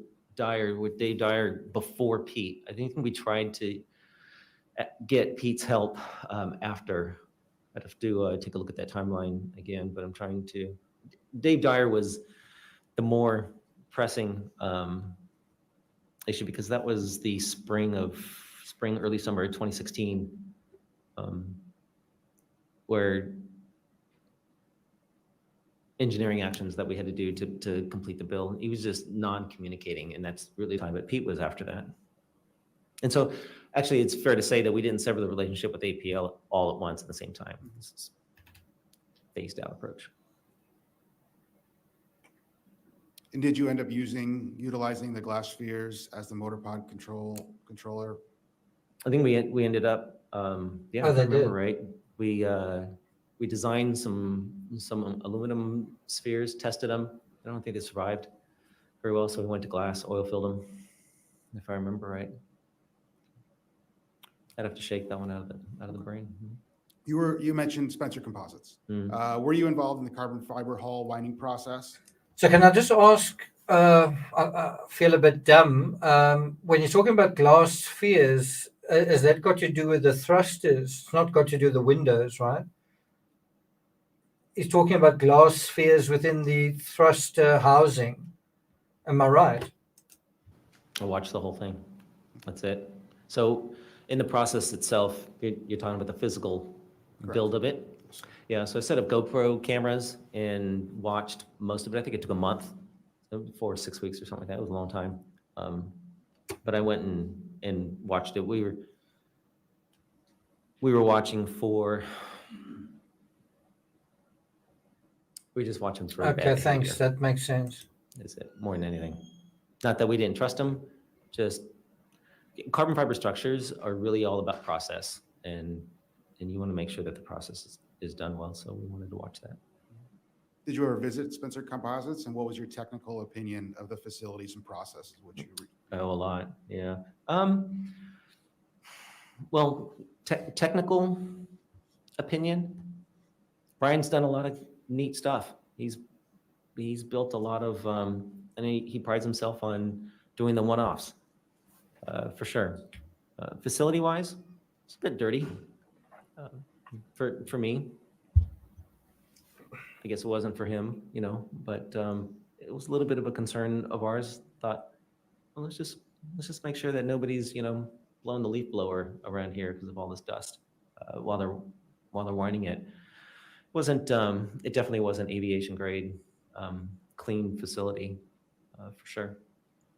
And can you describe the process and why contamination in the area would be extremely important to the hull? Well, so I have to say that's not my expertise. That's Brian's. And Yeah, I mentioned to Brian, do we put a hood over this? You know, no, it's fine. I thought, oh, okay. So part of the GoPro cameras and me watching it was we didn't want to make sure no bird flying ahead laid anything to rest inside the windings while it was going down. So it was a little bit of a babysitting job, because if it was a suggestion that we made, such as we're going to put a hood over this, are we worried about dust or something, it was definitely not well received. And as the director of engineering, did you make all engineering decisions? No. Did you make any engineering decisions? Yes. And who would make the majority of the engineering decisions?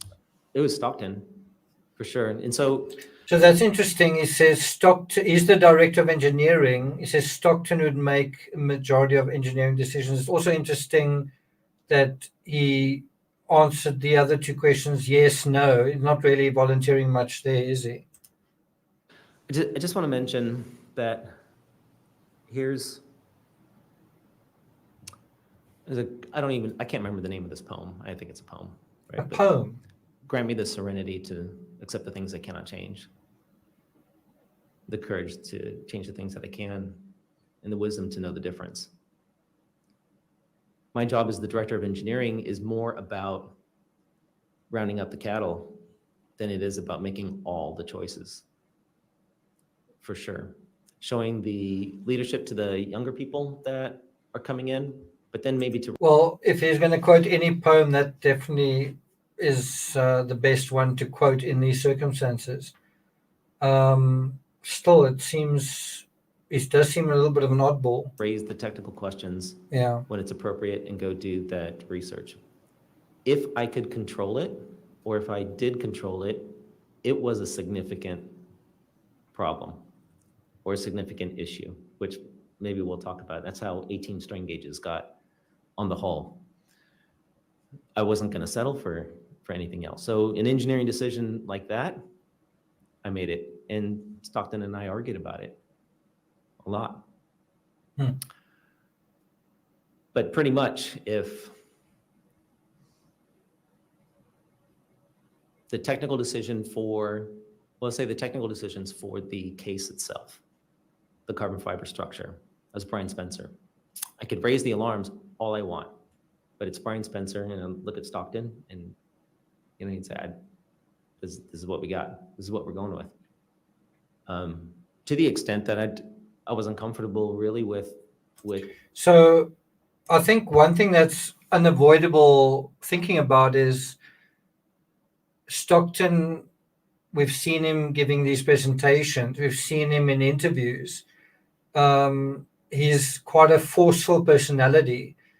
This guy, to me, seems quite timid. And I think, just my own personal opinion, I think that suited Stockton.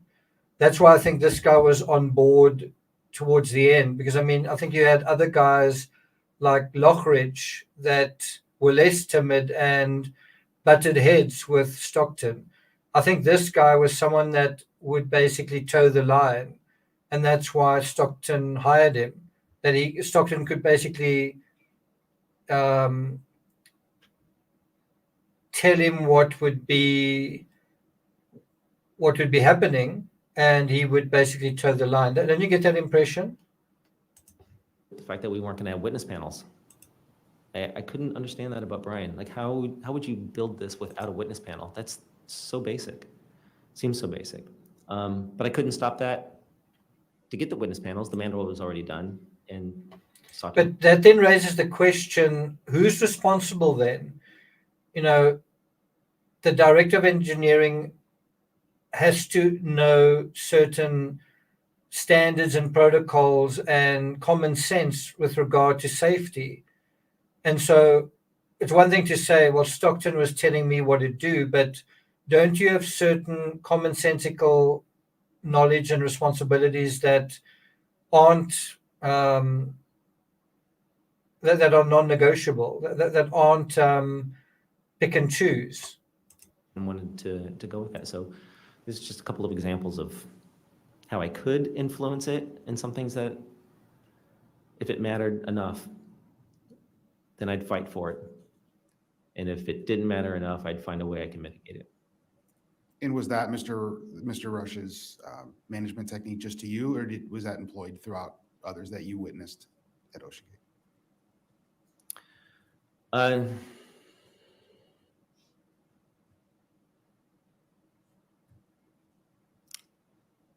Yeah, Stockton, I'm struggling to find the professional words to be able to put it. I'm an old Navy diver, right? There's a bunch of words I could use, but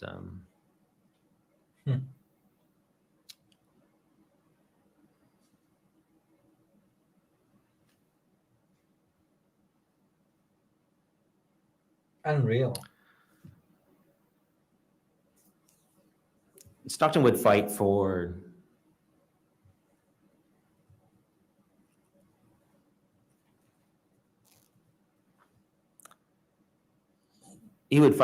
what he wanted, and what he wanted, even if it changed from day to day, right? Like he would fight for what he wanted, and he wouldn't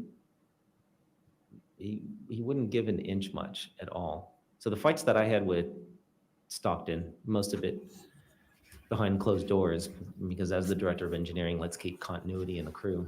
You know that the two people on top are in solid disagreement.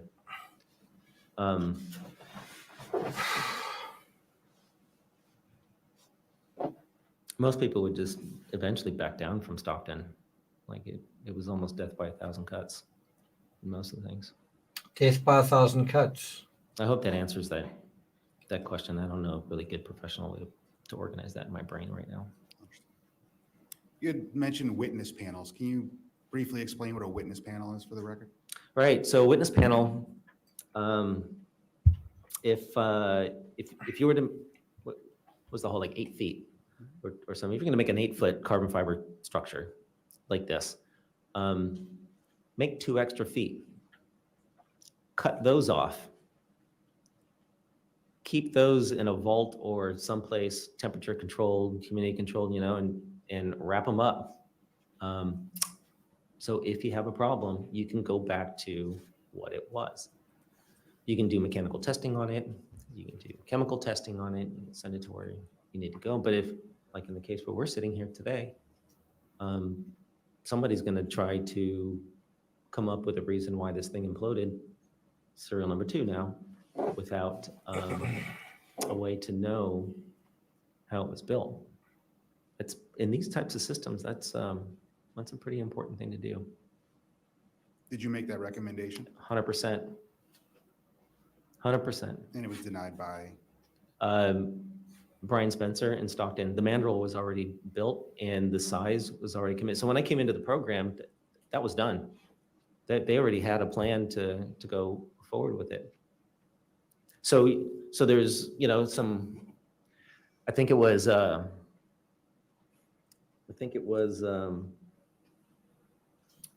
David Lockridge's complaint. I think in one of the complaints was you can see light through the end. Well, that's because there's the 3 inches. If you could see light, I mean, there's discussion to happen around that, but let's suppose that you could. That's the 3 inches that was supposed to be cut off. Witness panel would have been the one to measure that, and Brian Stockton didn't want to do it. Stockton, I think for that one, Stockton was more open to it. I think he was already it was already on course to get done, right? I came into the program for serial number 1, and they had already, the size was committed. Mandrel was already committed and built. Brian Spencer already had his path.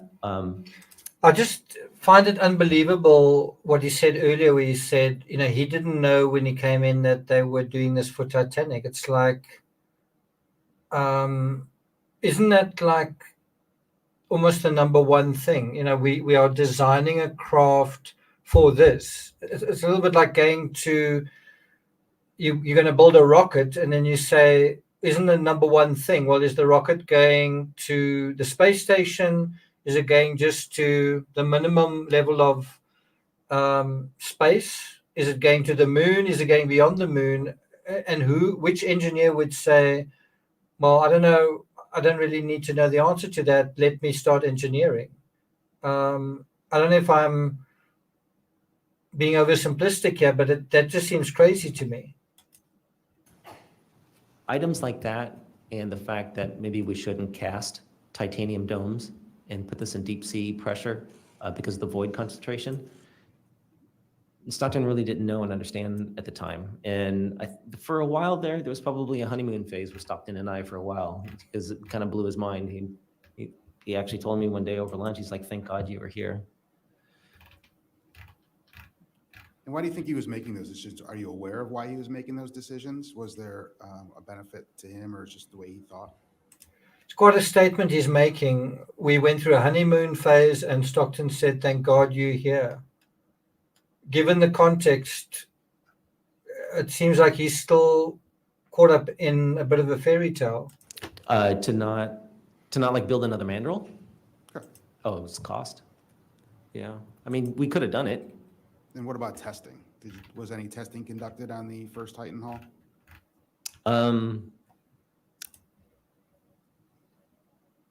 Prior or while it was just after its manufacturing? Right. Okay. So yeah.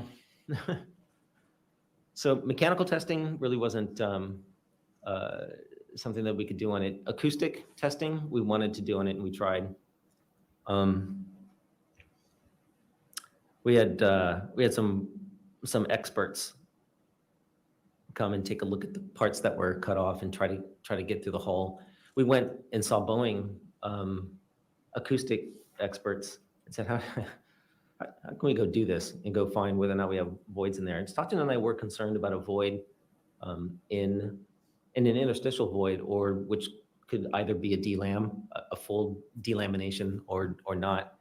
So when I say a void, there's going to be microvoids in there. Let me back up and say, when I'm talking void at this scale, it's a large scale void. It's a intralayer delamination. So we were concerned about that because of what we saw in the 1/3 scale, and so we reached out to Boeing and went down there and talked to them, like, how can we get a good measurement? At 5 inches thick, you really start to lose your ability to do that well. Two types of acoustic emissions, which maybe we'll talk about later, right?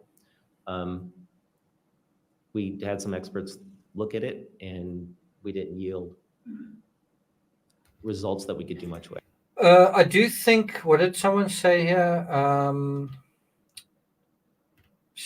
That Stockton was trying to be special. Yeah, I think that was really driving everything, was that Stockton wanted to be an astronaut. Remember him saying he wanted to be the next Captain Kirk or something. And then there's a little bit of mystery surrounding why he couldn't. I think he had problems with his eyesight. And then he decided the ocean was far more interesting. But you kind of got a sense that he felt, not only was he, because he became a commercial pilot at the age of 19 or something, 18, 19. He was the youngest commercial pilot, I think, in history, or something like that, or one of the youngest. And of course, his name is it's kind of a portmanteau of two extremely important historic figures in American history, someone Stockton and someone Rush. And now he's thinking, I've got to make history. And he's feeling, this is my moment with this submersible. And he's kind of feeling like, well, I don't want excuses. I want this to happen. I want to have a legacy, right? And that's what was really driving everything. And where someone was saying, no, this isn't possible, he was seeing that as weakness, not necessarily common sense or rational, but in contrast and in juxtaposed to his attempt to establish a legacy and to be famous and to be a big somebody.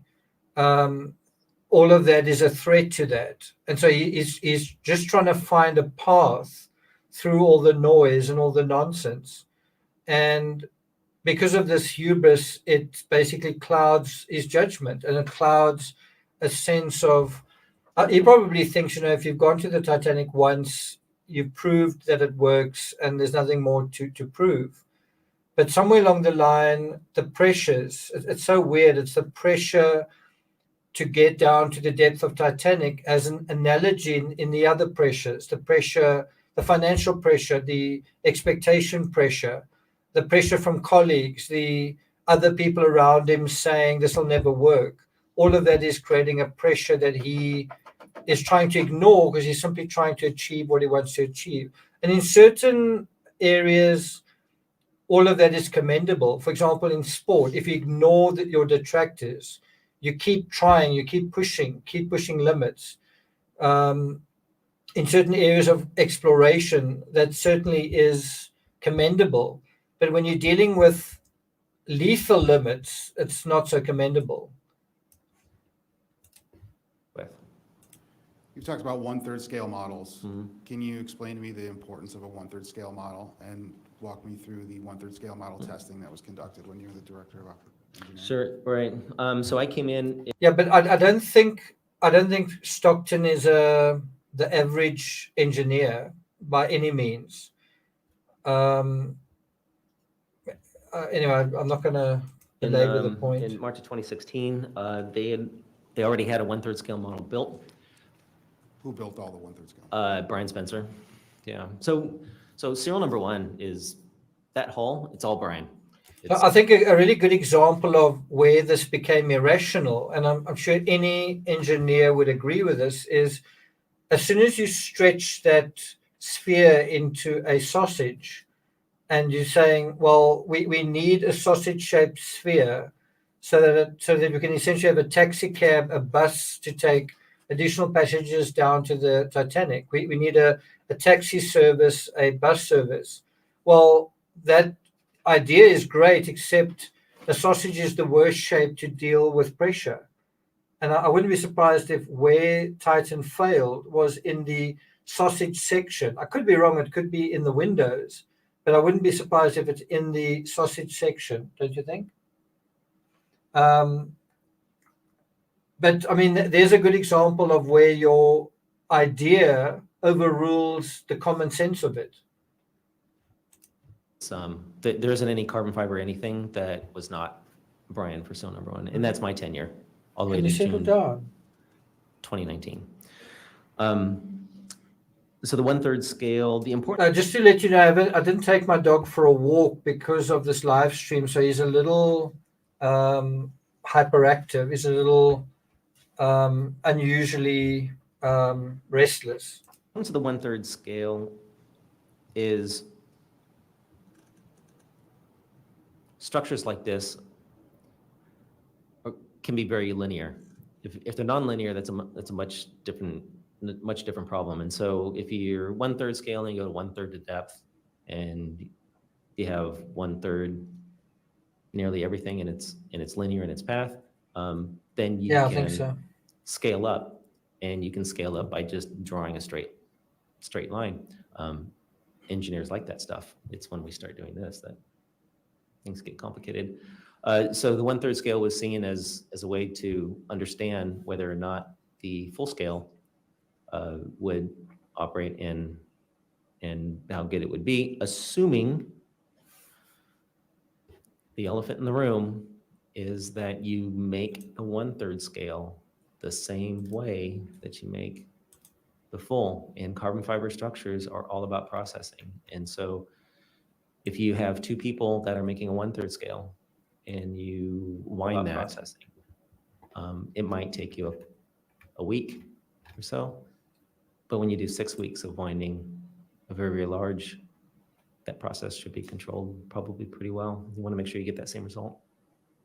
And was it in this case? For our 1/3, so that particular 1/3 scale,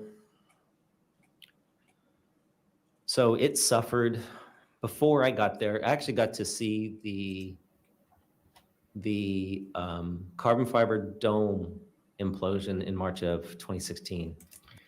So we've heard quite a bit of Tony Nissen's testimony so far. What do you think? Do you think he's culpable in some way? Do you think he should have acted differently? Do you think he's committed a crime? That was before I actually came on. Stockton invited me to, hey, come watch this. I thought, great. Went down to UW and saw this. And that was a rapid decompression. I don't know much about it, except that apparently there was 2 others before they've tested this thing. Nice slide to the States. I learned a lot. 2 other decompressions. And so the 4th test, when we tested that 3rd scale in June of 2016, wasn't surprised that it failed where it did, but also not surprised because I just so happened to have a piece of virgin material that I could take to Boeing, and we scanned it, and we believe we saw a DLAM about a quarter inch in, and so that was predicted to implode before, like where Brian thought that it would go and what his design and analysis report would. Quite interesting how I would have said there it was predicted to implode before Titanic depth, and he instead says where Brian thought it would go. I just find that quite a. He doesn't want to, I think, say those words. What is the other thing that there's something else I wanted to mention? Anyway, that might come to me in a moment. Would tell us.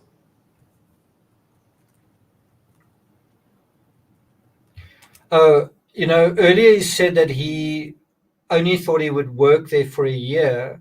He started working in 2016. I think he ended up working there for 7 years. If he worked there for 7 years, he must have been doing something right, certainly from Stockton's perspective. And he must have been happy enough to work there if he was there for 7 years. I mean, didn't he say he started in 2016? And this incident happened last year. So 1 year became 7 years. And if these 1/3 scale models were imploding, was anything changed in the manufacturing process of the full hull to actually meet the requirements of the build? Okay. For serial number 1, Brian was not willing to change anything that he did. So the 1/3 scale models, which were tested, did not meet the requirements of what would be a full scale to get to the depth of 4,000 meters. Yeah, I don't remember my conversation with Brian. I said it kind of fell short of what your DAR, a design and analysis report, is saying that we should be. Stockton's justification was, well, it's suffered 3 other rapid decompressions and it's a compromised hull. You'd have to do one that's brand new. And Brian Spencer wasn't willing to do anything different. He held firm that his hull was going to hold. So when we went to titanium, I put together, there's actually a plan and drawings for this to do a 1/3 scale with 1/3 titanium domes and 1/3 viewport. I think that cost came in at, it was going to be like 100,000, 150,000, something like that total. And that was killed. So we weren't going to be able to do. Even that, in the context of a hearing, going, how much was it? He's so casual, isn't he? Do that, but another 1/3 scale for the engineering department was planned. And with the 1/3 scale testing, were you actually able to ever to get to the pressure, which would equivalent to the depth that you were rated for? So I think the target requirement, if I remember, it was 4,000 meters, right? And we imploded the 1/3 scale at 42, I believe, but we wanted the conservatism that Stockton wanted was 45. So we met the target depth, the target operational depth with conservatism. If Titanic was the target goal, not to put 3,300 meters on there, we made it 4,000, and then 4,000, another 500 on top of that, feeling like that was going to be the conservatism. Stockton was okay with that, and so we never met the 4,500, if I remember right. Like I don't even know if I have that sheet. You guys might know. We can talk about that. I So that 1/3 scale model that you said, or sort of stated, that made it to a 4,200. think we imploded at 42, if I remember right. It could be wrong, but this is definitely discoverable. In your opinion, was that the exact 1/3 scale model of what the full hull was for the first time? It was, yeah. Surprisingly, he made it 1/3. Yeah. Moving forward from the 1/3 scale models, I'd like to talk a little bit about the gluing procedures. Sure. The titanium end gluing procedures. Right.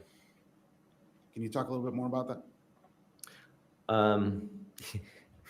Yeah. What do you want to know? So one, There's a lot to it. there is a lot to it. If you could talk a little bit about the procedure that you used, the glue that you used, and if you had any, professional consultation on how this was done. Right. So the professional consultation was Brian. I'm going to move this over here. The professional consultation was Brian Spencer. That's gluing carbon fiber structures is additionally his expertise. That's what he does.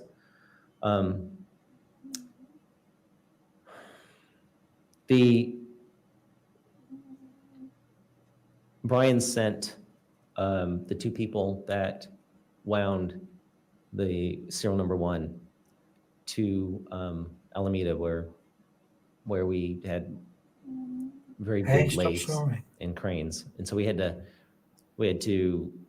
prep the gluing interface. So I don't know what you guys think. The 1/3 model, if I understood that correctly, failed at the equivalent of 4,200 meters, right? 4,200 meters. How deep is Titanic? 12,500 feet, but what's that in meters?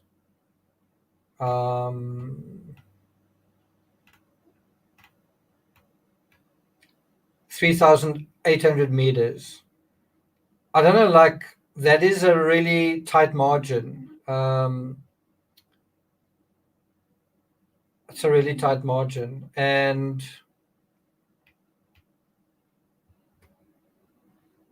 that's also a single cycle.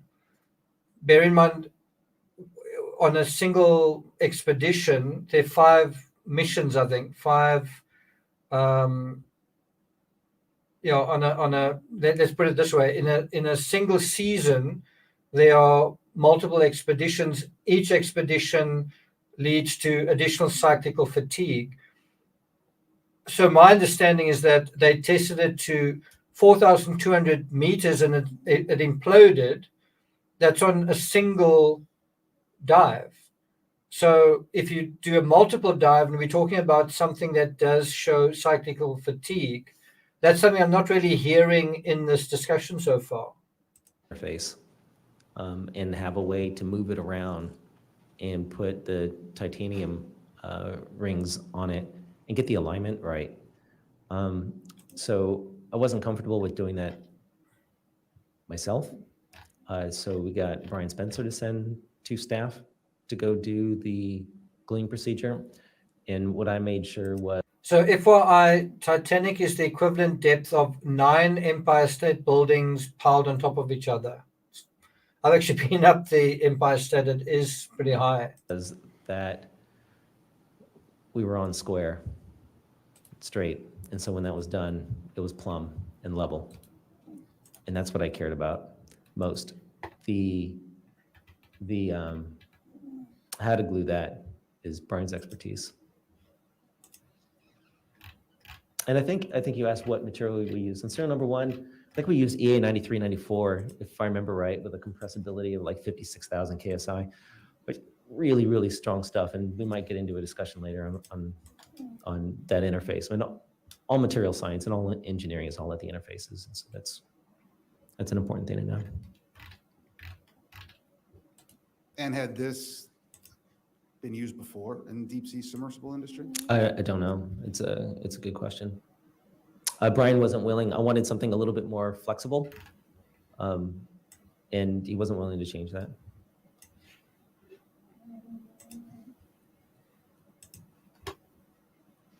So you had mentioned Boeing. Mm-hmm. What involvement did Boeing have in the first Titan hull? Okay, so it's a good question. Important to break up OceanGate into 3 companies or 3 phases, really. There's OceanGate 0.0. That's pre-March of 2016. Then there's OceanGate 1.0. That's serial number 1, March of 2016 to June of 2019. That's my tenure.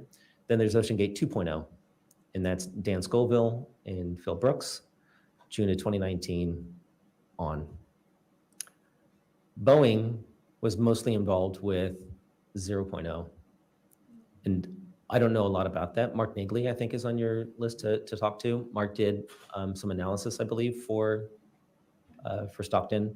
I did go to Boeing to take parts to them to get acoustic data on, so some of the testing for the 1/3 scale.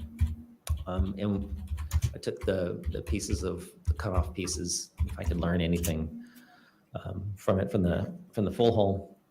And we met with some acoustic folks in Boeing, trying to understand like how could we go measuring and verify void concentration in this. And from my tenure, that's about where it goes, and that's it. Did yourself or OceanGate ever make notice of the Titan or notify make notice of the Titan and its construction and purpose to the Coast Guard?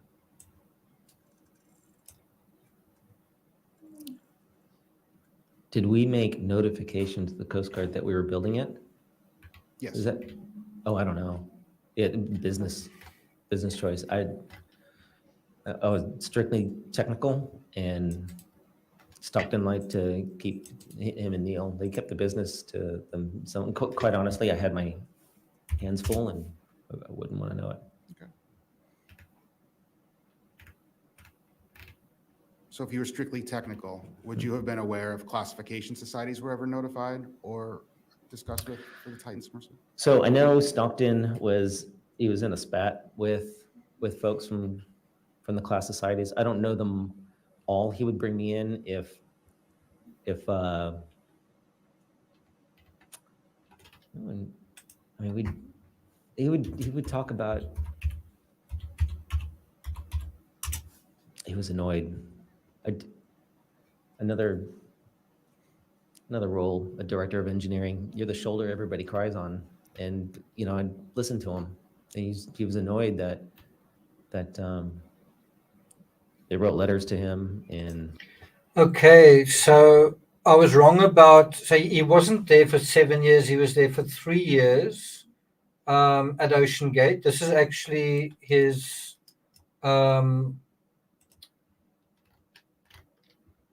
or LinkedIn profile.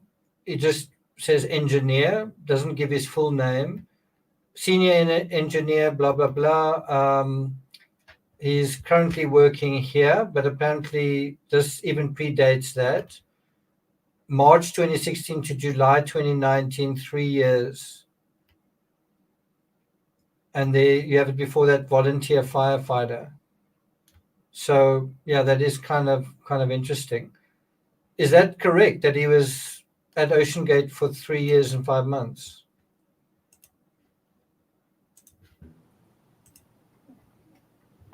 it was too expensive to class, and they didn't want to be part of the project. I also think it was a mistake in a way working with Boeing, in the sense that Boeing is aerospace. It's totally different materials to submersibles.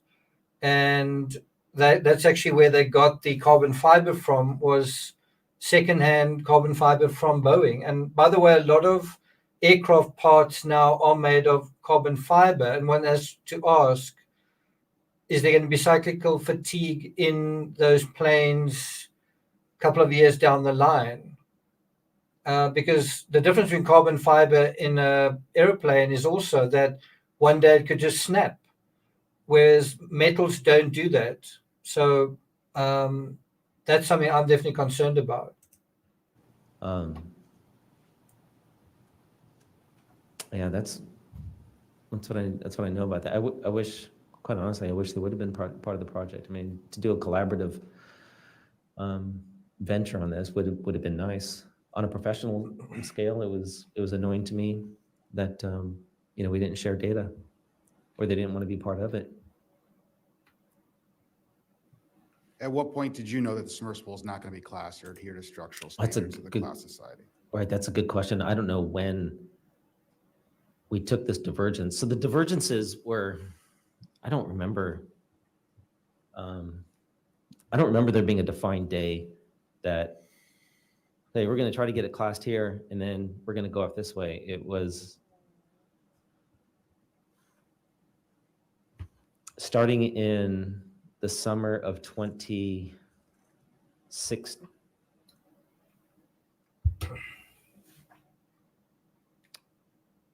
Probably the summer of 2016. That's probably about the time we had to make the decision to go from grade 5 to grade 3 titanium,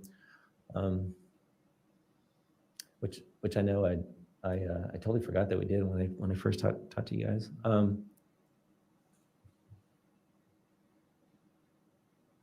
It was about that time where we were ramping up so much that there was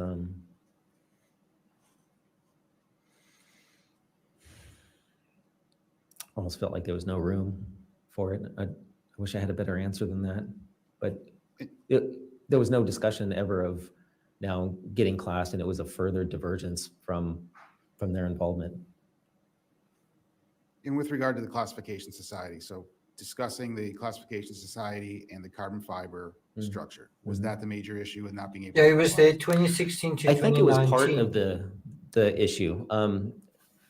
Stockton's first issue was time and cost, like to go through their plan, and I think he really wanted them to be part of it. But I think the plan that they came up with, if I remember right, one of the days he was crying on my shoulder.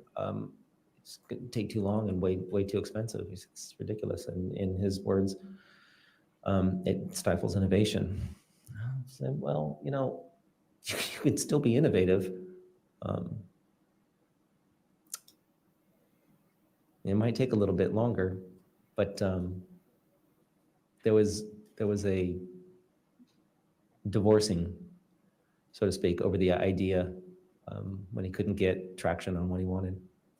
Was there any discussion regarding classification societies and the structural safety of the hull? What do you mean? So the classification society provides, as you stated earlier, will provide oversight, consistent testing, retesting, which would, in anybody's eyes, you're looking at extended safety, right? So if it's not being classed because it takes too much time, it's too expensive. So in your mind, are you saying that you're giving up a little bit on safety to take away from the cost?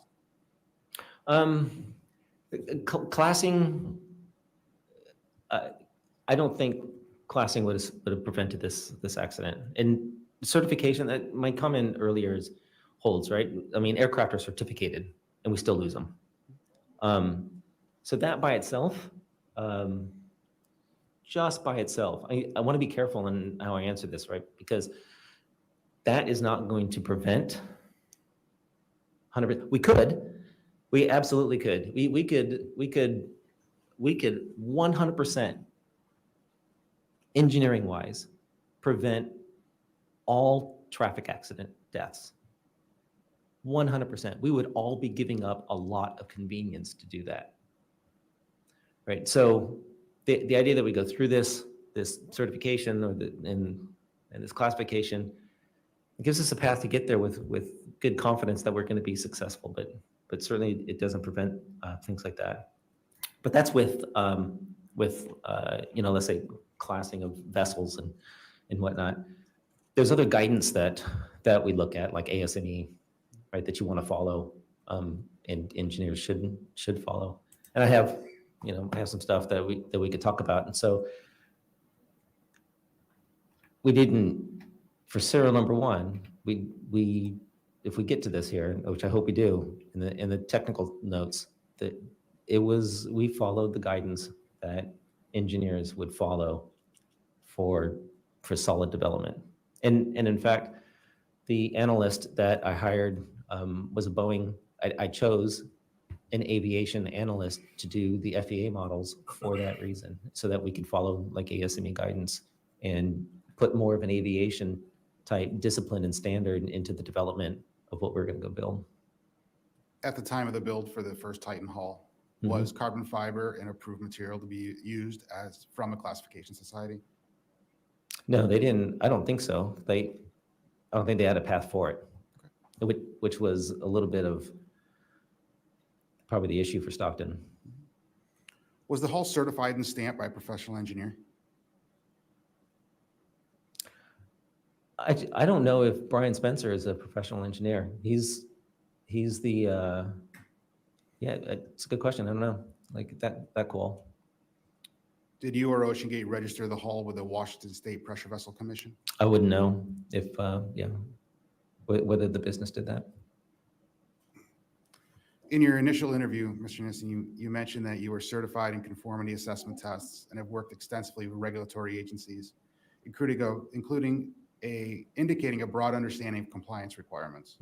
Given your background, why was there no effort or attempt to ensure compliance with classification standards or regulatory compliance during your tenure as a director of engineering? I wouldn't say that there was no effort. There was no desire by Stockton to go do it. Right. All my conversations with Stockton were not about avoiding class. Not at all.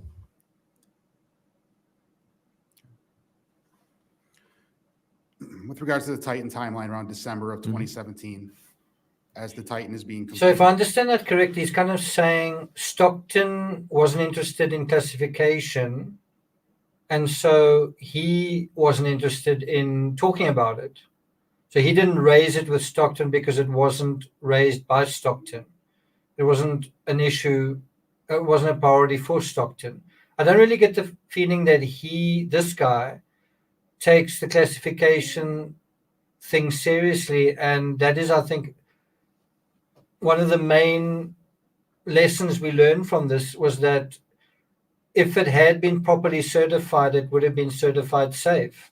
It wasn't certified safe, and thus it wasn't safe. Can you describe to me the Titan vehicle and its layout as it then went into the manned testing? Okay, wait. Say that again. So the layout. So in December of 2017, the original Titan hull is now complete. Yep. December to January of 2017. Okay. Can you describe to me the Titan vehicle and its layout? So we have discussed. Right. Carbon fiber structure, 2 titanium domes on the end, acrylic viewport in the front, a shell on the outside, a fiberglass shell to protect anything from the inside. I think there was ballast bladders, drop weight mechanism that looked like we modeled that after like a gun turret or a gun magazine for drop weight underneath, and batteries for control systems. Thruster batteries were on the outside. Control system was on the outside. House power was on the inside. Computer systems modeled aviation, where we had a critical bus, essential bus, and a non-essential bus, depending on what you wanted to have in reserve. The engineering department was not responsible for and was not allowed to do any of the life support systems inside, so oxygen tubing and oxygen systems that would come from operations. And so engineering-wise, that got pretty close to mounting all the cameras and stuff that was underneath. You had mentioned David Lockridge Mhm. previous. Yeah. Were you involved in creating his inspection report? No, I didn't know that he was doing it. I'm we- interested we in asked hearing David him to do, as a witness. we needed, so when serial number 1 was complete, Yeah, we good needed point, a Desert Cat. handoff to operations. You know, that's a very standard thing to do in large companies. Eventually, the technical department has to not handle this anymore. And so we told David, said, hey, from an operations perspective, like, tell us what are we missing? Like, what do you need? David was the perfect subpilot for this. He was great. I really wish the news would get his relationship with engineering correct. We depended on him to know that things were right from an operational point of view. And that's the report that we wanted to know. Like, is there something that we could go help with to do? The report that he came back with, I was surprised by. I'm not shocked in the sense that I understand why he wrote it, and I understand the difficulties that he had in communicating his wishes through Stockton. And yeah, I understand why. Were you at?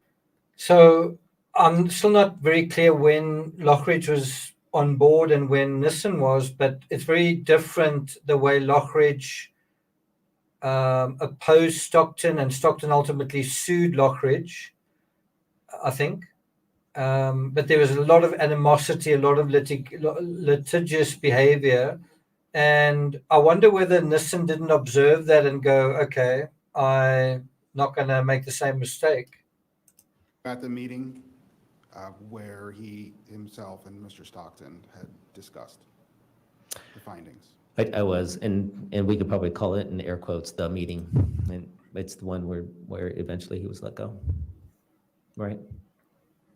Had you talked to Mr. Rush prior to the meeting About the inspection report and the future of Mr. Lockridge? I can't remember. I would think so. I don't know how I would show up at the meeting, to tell you the truth, if I hadn't seen it, or maybe I was surprised, and quite honestly, maybe I saw it first and I sent it to Stockton, like, hey, you've seen it. Maybe that's a long way to say I don't know. I can't remember if we discussed it before. Do you know if the board of directors was informed of Mr. Lockridge's inspection findings? No, no, and that's a really a both a personal and professional point of contention with me. I mean, I stopped the 2019 Titanic dive because the data, the instrumentation that I put on it wasn't good, and I was fired for it. And what I got from Stockton is the board said that you should have known this was happening. And I said, well, let me point you to exhibits A, B, C, and D that I've been telling you. Like, why aren't we telling the board? So I don't know that, I don't think Stockton communicated to the board with those things, but I mean, if I'm not sitting in the meeting, I wouldn't know.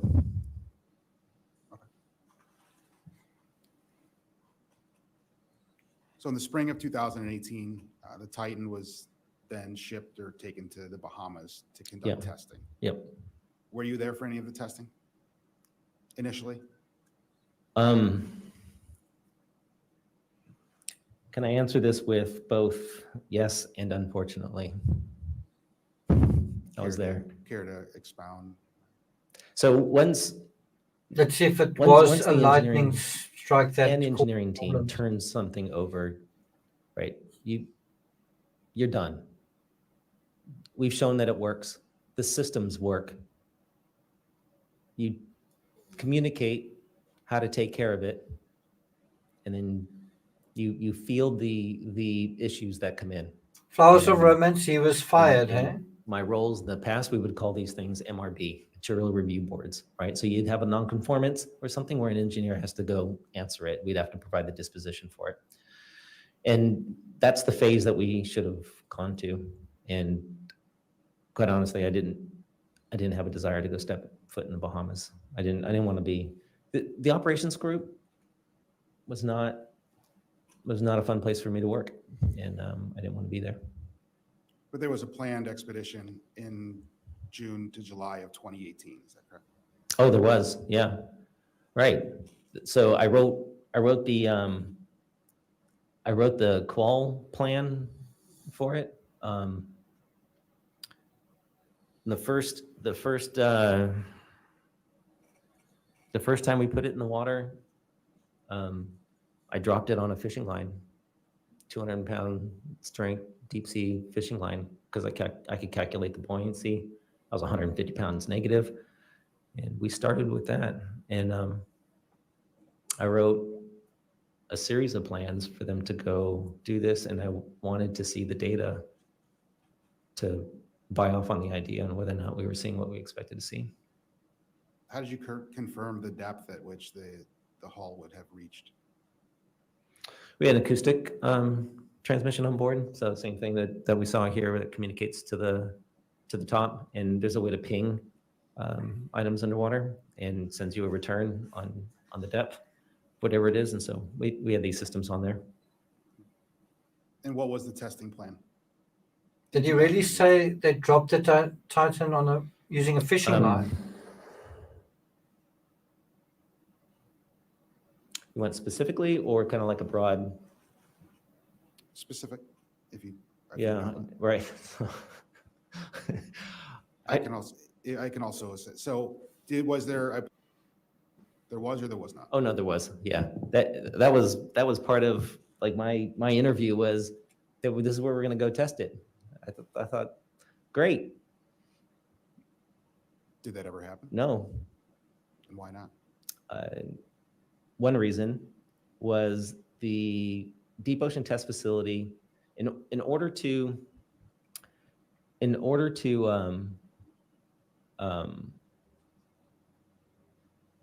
we wanted to hydrostatically test, so we wanted to fill it with fluid, but there was going to be computers inside because we had to measure data, and they needed to isolate that from the water. And the deep ocean test facility wasn't comfortable with us doing that. I submitted a plan, a request to be able to do this. They came back with, we don't know if we want to do that. This is one of those cases where Stockton got fed up and said, then we're not going. And it was going to push us like another year. Like I couldn't get it done fast enough at all. So I couldn't get it done fast enough. And so when the Titan was in the Bahamas in 2018, was there, what happened to the hull? I think you wanted to ask, was there a lightning strike? If I could, let me back up. So your last question, in 2018, right, the plans, what we then moved to, we used, there's a guy by the name of Alan Green, who's an acoustic expert, that came to us and we showed him what we were going to do. He said, you're more than, I have his report with me too. We could take a look at it if you like. There's more than enough, your system's adequate, more than adequate to be able to detect what you're doing. And he gave us some suggestions on cycling and how to do this test. And so all those were scheduled to be executed live in the Bahamas, which is what we wanted to do. During testing or my concern with using a 10-pound fishing line to lower the Titan is, what if it breaks? And I mean, isn't there anyone inside? But whether someone's inside or not, what if that line breaks? Isn't it going to just drop to the bottom kind of thing? I mean, what if you've got this is for safety testing. What if there's someone inside and it goes down and it breaks for whatever reason? That could be, I just think that's a very low margin for error as well. Why not use a proper cable? It was there in April of, what's that going to be, 2018? 2018. It got hit by lightning. There we have it. So apparently that's true. I know your your presentation says alleged. That is a difficult thing to prove, except I had to drag a lot of my engineering team down there to replace all the electronics in it. And Remember, I highlighted the word alleged. He's just highlighted it as well. He's saying it's difficult to prove that there was lightning. I could find all the lightning traces. So it took high energy for sure. And interestingly, down there, there was a catamaran, brand new catamaran that was behind us. And you know, the tech rep that was there, you know them by their tech shirts, and I'm a rep, and I asked them, hey, what are you doing? And they said, replacing all the electronics. And I thought, no, why are you doing that? And he said, because it just got hit by lightning. And then he showed me a picture of, on a catamaran, right, this twin screwed starboard side, just blew a hole right out the back of the propeller. That catamaran was sitting right next to Titan at the time. So that's handy. So if I was the Coast Guard, I would just say, can you give us that guy's details? If there's someone else who had that experience, he's saying it's difficult to prove. Well, if someone else had that experience, then it's not that difficult to prove. So who is this guy with the catamaran? the hull, what happened to the hull down there, so back to your question, is I believe it got compromised by that event. That's very difficult to detect, that I could see later on the data. But it went through, I mean, it took a lightning strike and it went through all the testing. So at that point, did you cancel the 2018 Titanic expedition? It had to, yeah, because we gutted it, changed all the electronics in it. We weren't going to be able to do the deep diving that we needed in time. There's no path to get there. It would have had to leave. I think it had to leave the Bahamas to go to Newfoundland sometime in May, I think it was. Yeah, and then we couldn't get there. At that time, did you believe that the lightning strike affected the actual carbon fiber hull? Yeah, I told Stockton and said that there's probably a good chance that hull's compromised. For sure.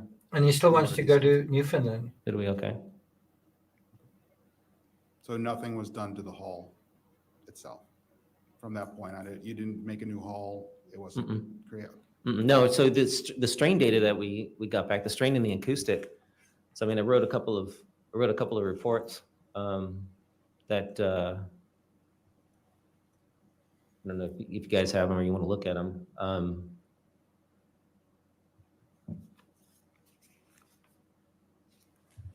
This is Give me where we just a see his sec. report. Let me Yeah, get it did get struck by lightning. So I wrote this to Brian allegedly. Spencer, where I told him that Mr. Nissen, what is it that you're reading there? So this is my quick dive. So I wrote a qual dive quick look for Brian in August of 2018, and it's because I got a good look at the 4 kilometer data, and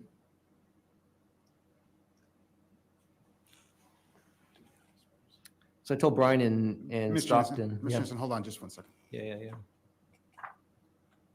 Mr. Nissen, did you provide this document previously, or is this a new report Previously to where? to the board? No, this is no Okay. report. I think we've been going for about an hour. Why don't we take about a 10-minute recess? Sure. And let us, look at this document before you reference it, and that would give everyone a chance to. Oh, yeah, get right familiar on. with Sure, it, correct? sure. So at this time, Let's jump forward. PIIs and the board have not been able to review it previously. So in that instance, Mr. Nissen, if you would just speak to the document's contents, but not to the any other parties that were aware of this document, or maybe who you briefed it to, I'd appreciate that, sir. Sure, absolutely. Sorry, the paper file going on here. So this one's just it's a quick look. After we closed out or started to close out some 4-kilometer data. And what I wanted to communicate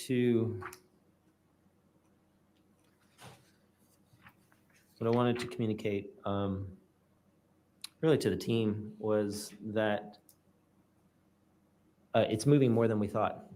And so Brian Spencer's design and analysis report talked about it's written in here, I think on section 6.3, second paragraph, the DAR predicts failure to be hoop failure on the inner surface at the center of the cylinder at about 2.21 times the design pressure.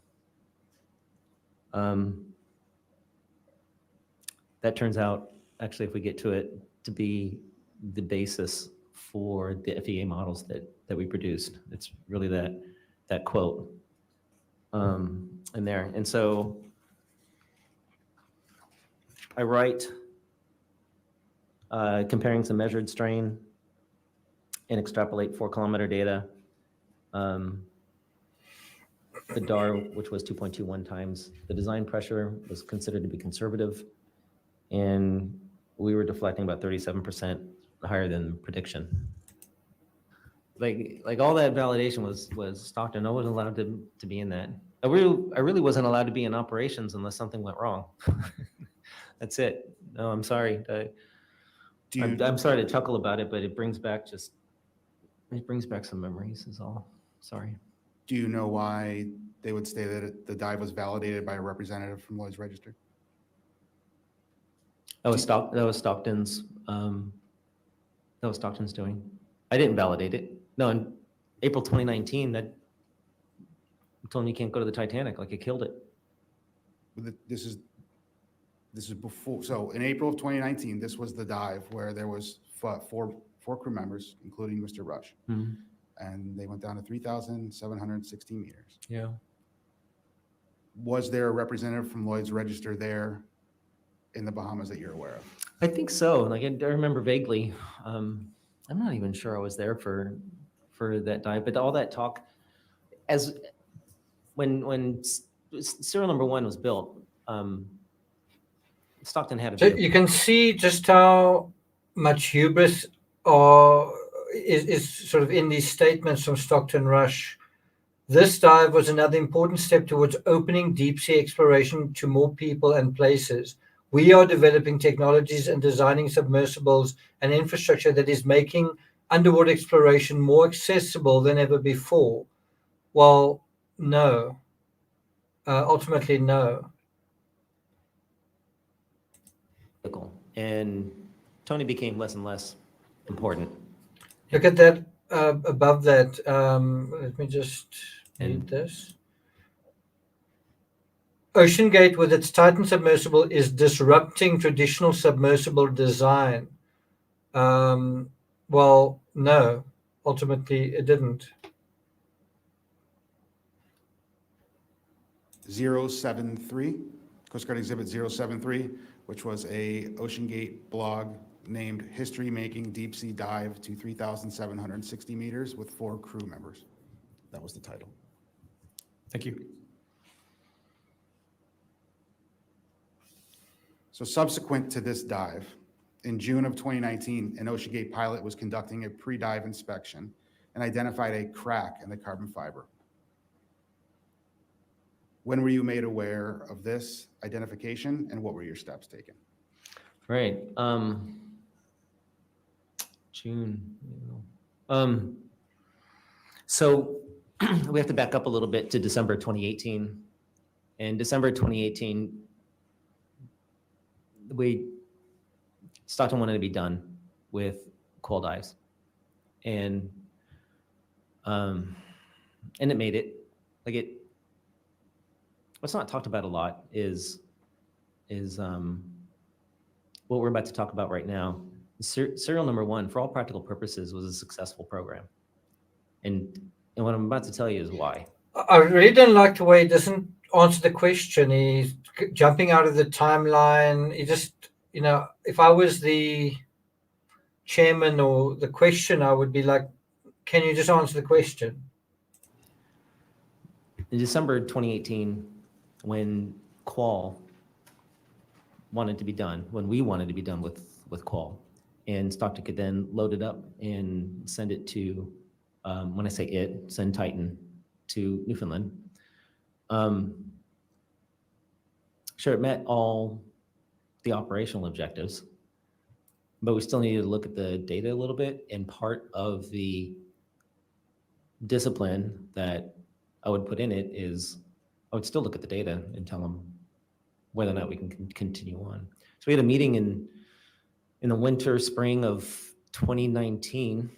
He wanted to go to the Titanic, and I came to him with the acoustic data and strain and set up a meeting and said it's not clean.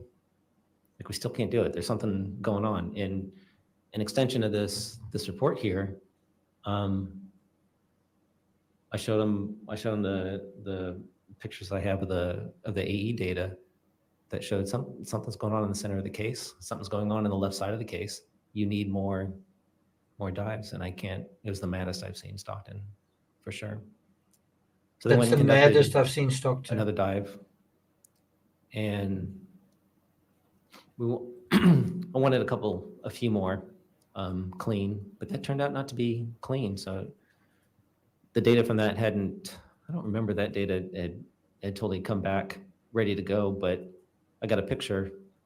I said, I think the email was, "Hey, Tony, is this supposed to be there?" I said, "Nope, that's a crack.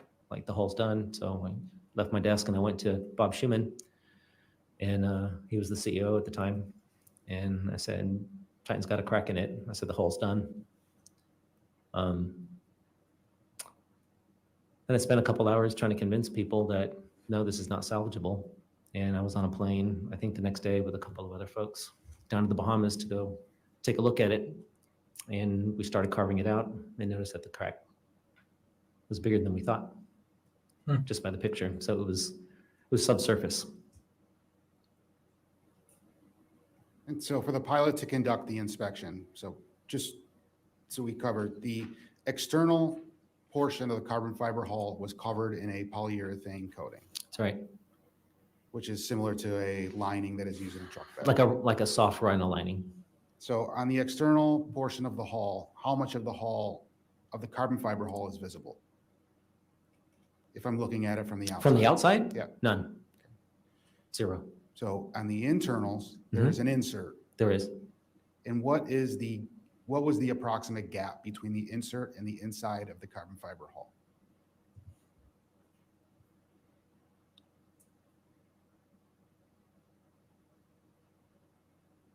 Approximate, an inch, if I remember right. We put HDPE in there, so it's like, yeah, maybe 3/4 of an inch. Okay. Not a lot. Let's say 3/4 plus or minus quarter. I'm going to, the recorder, if you could please bring up exhibit 091, which is Titan Systems Images, and scroll to page 8. Is that in these binders I can follow? Yes, sir. So how do I find out what you're looking at? It'll be exhibit number 091.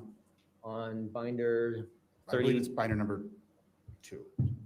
Okay, so how do I identify what you're, It should be numbered, oh, number what now? number 91. Oh, 91.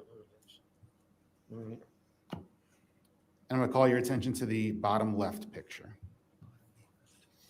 Or the left picture. So what is that? Can you explain to me what we are looking at here? Yeah, and let me, old age is taking its toll. Well, it's even making a joke while looking at an exhibit, old age taking its toll. I wonder if that is the game controller over there. So 91, is it after the number? Oh, so here's some pictures. And that'll be, should be on page 8 of that exhibit. All right. Sorry to fumble this a little bit. It might be easier if I could see this. Recorder, can you scroll in a little bit closer to the left picture? Yeah, I don't see this one. Oh, here we go. Yeah, this is a little bit better. Okay. So can you explain to me what you see in that picture?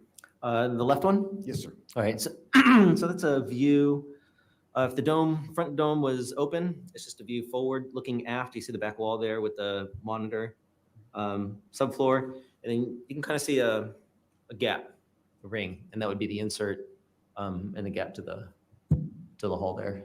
Okay. And so that gap is, so the outside of that gap is the inside diameter of the carbon fiber hull, correct? Yes. No. So the titanium takes up, for the most part, the titanium takes up a little bit, and there's a flare that goes in. So the actual, it widens a little bit as you get back there. So I want to be careful. Okay. Yeah. For all practical purposes, that is the ID though. So how much of the hull is actually visible for inspection from a pilot as was identified? Just the front. So the point of the insert, the two points of the insert. One, you could take the insert out and you can put an insert in for researchers. You can take that one out and you can build one for sightseers. You could take that out and you can put it in, something else. You can build the insert for whatever person's going in there. And then the second thing is you pull the insert out and then you do the inspection on the inside. So to inspect the entire surface of that hull, the operations group needs to pull that out. So with the insert in the Titan hull, how much of the hull is actually available for visual inspection? Oh, it's just a few inches of the front. So a few inches of the entire carbon fiber hull is available? Going forward to aft? Yes. Yes. Any other area of the hull available for visual inspection? But not without a camera.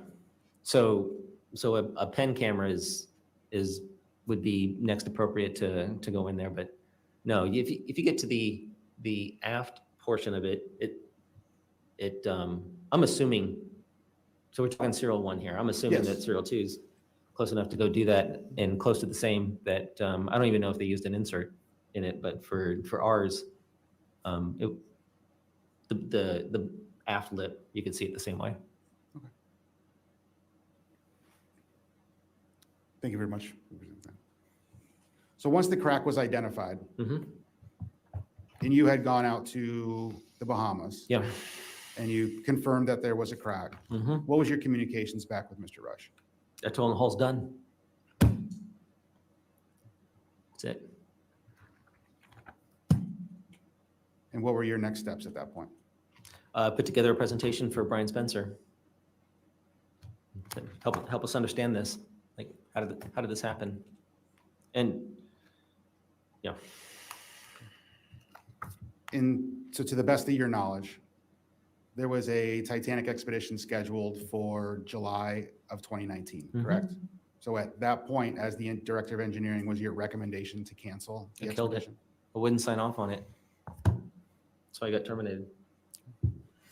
Recorder, I'm going to ask you to please bring up Exhibit 54. So that's quite a big statement. He says, he found this flaw in the hole in the hull, told Stockton, killed the whole thing, and then Stockton fired him. Does that mean he's culpable? Does that make him culpable? I would say it vindicates him. The fact that he nixed the trip to the Titanic in 2019 is a feather in his cap. And the fact also that Stockton fired him does put additional culpability on Stockton. I'm not saying that necessarily he's got no liability whatsoever. I mean, he might not, but this is definitely good for his case. Again, I would want stronger confirmation that there was a lightning strike, but this certainly is him standing up to Stockton, and look at what happens when he did.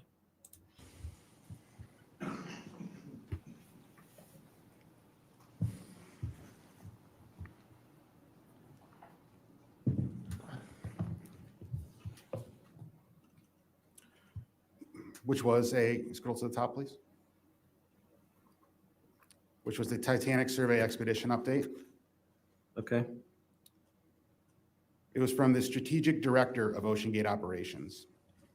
Sent a letter to mission specialists stating that the reason for the cancellation of the 2019 Titanic expedition was due to the loss of the support vessel.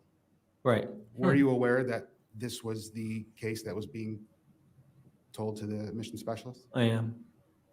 Was there any plan to tell them that was there a hull available for the 2019 expedition? No, that was Neil, Stockton, and Joel. I think Joel. Yeah, Joel is still there. Yeah.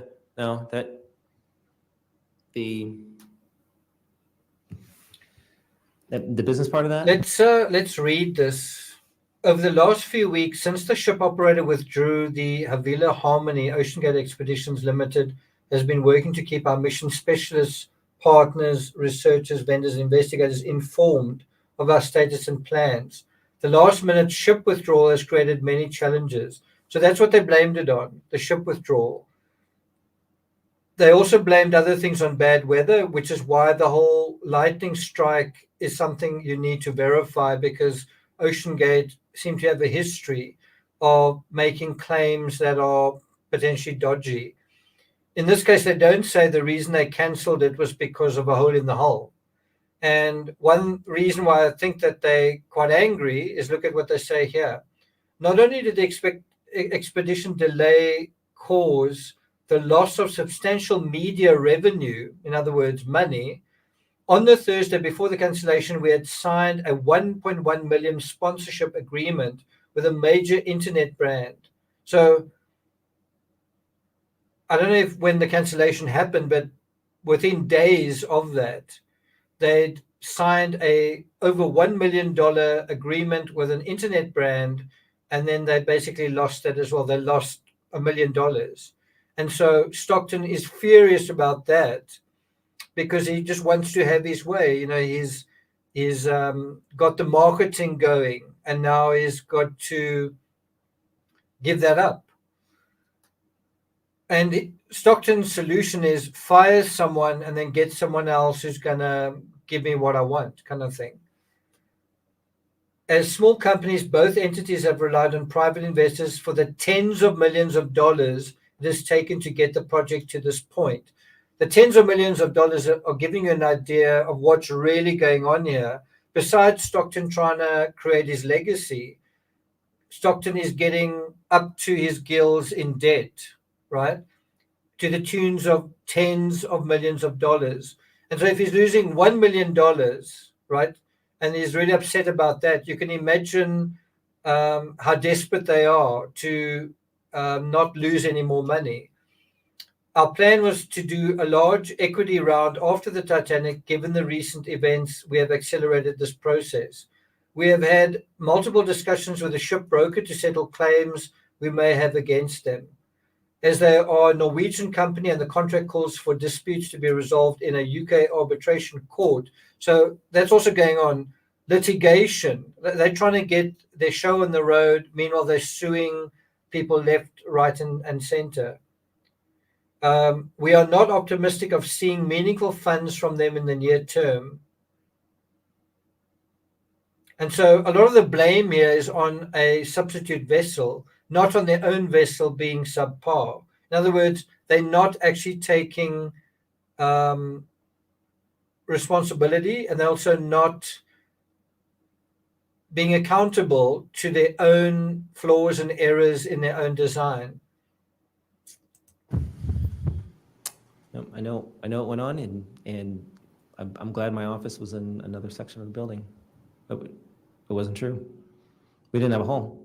Did you hear that? It wasn't true. You're saying the truth was that we didn't have a hole. That's why they couldn't do it.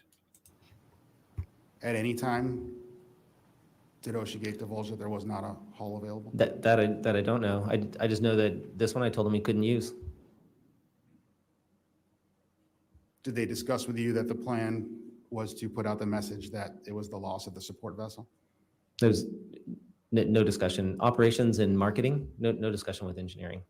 I just happened to be there, and sometimes I would be happy to get up and walk away. Were you aware, or did you have knowledge of that this was discussed with the board of directors? So it actually makes sense that engineering would be pissed off and red-faced and angry and walking out, it makes sense given how poor the engineering was. You kind of have operations and marketing living in their whole fantasy world, and engineering kind of going, that's not really what's going on here.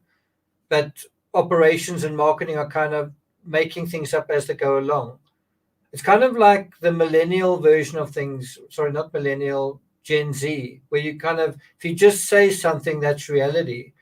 In engineering, that's not the case. You've got to build something, it's got to work, you've got to test it, it's a long process. You don't just speak, on the fourth day, someone said something and then it existed. No, it's a process. And I think you're dealing with really juvenile individuals who think that you can just say something and then that's reality. Engineering is something that especially something like this, it's a long process of trial and error, of testing, of getting it right. That I don't know. So I presented engineering section and status to the board of directors, and I was in for that, and I was out afterwards. And why did you depart the company? Got fired. When did you get fired? June 2019, because I wouldn't let him go to the Titanic. Allegedly, what Stockton tells me, he invited me to lunch and told me that Mike Ferlotti and one other board member told him that I should have known that the hull was compromised and it wouldn't work. And either he or I had to go. And Stockton said, it's not going to be me. Thank you, Mr. Nissen. Mr. Newbauer, I have no more further questions. Mr. Nissen, just to follow up on that point, when he said that you should have known, what can you give more context to that? Like, should have known that the vessel was damaged? Right. Like I told him it's not working like we thought it would. Like we couldn't go to the deep ocean test facility. We couldn't cycle it the way that we wanted to. We couldn't cycle it the way that That's a really important point. It's the point I'm also making, is it doesn't make sense just to take it down to depth and then say, okay, we've done that, we've passed the test, and now let's go and do it. You've got to test cycling, which is cycling fatigue. Take it down numerous times and then see if there's any degradation to the carbon fiber. And if you're not going to do that, then you're not really doing authentic testing, because you're dealing with a material that literally experiences cycling fatigue. Cycling being each time it goes down and up is a cycle, and then it goes down and up again, another cycle. Now those little fibers break, and then some more break, and then some more break. And then the whole test in terms of the cycling fatigue is how many cycles can it stand? And if you're not going to do that testing, then you're going to find out one day that it can only take 5 cycles or 7 cycles. You're going to find that out when you're in the thing, and that's exactly what happened. Alan Green suggested that we did. We couldn't get confidence in the data, all the data that I looked at. So, like this one,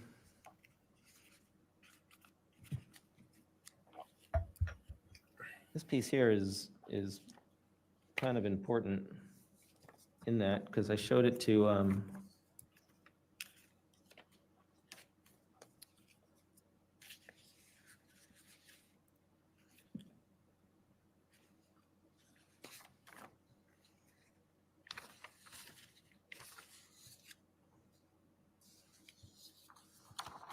the 4-kilometer test data. Mr. Nissen, can you identify the document before you? Yeah, it's reference? a plot of 1, 2, 3, 4, 5 instruments that I had installed, and in the center of the case, one of them in particular, if you have a nice rise, and the sister instrument is right next to it, should have pretty much the same rise, but you get a step function like what we see here.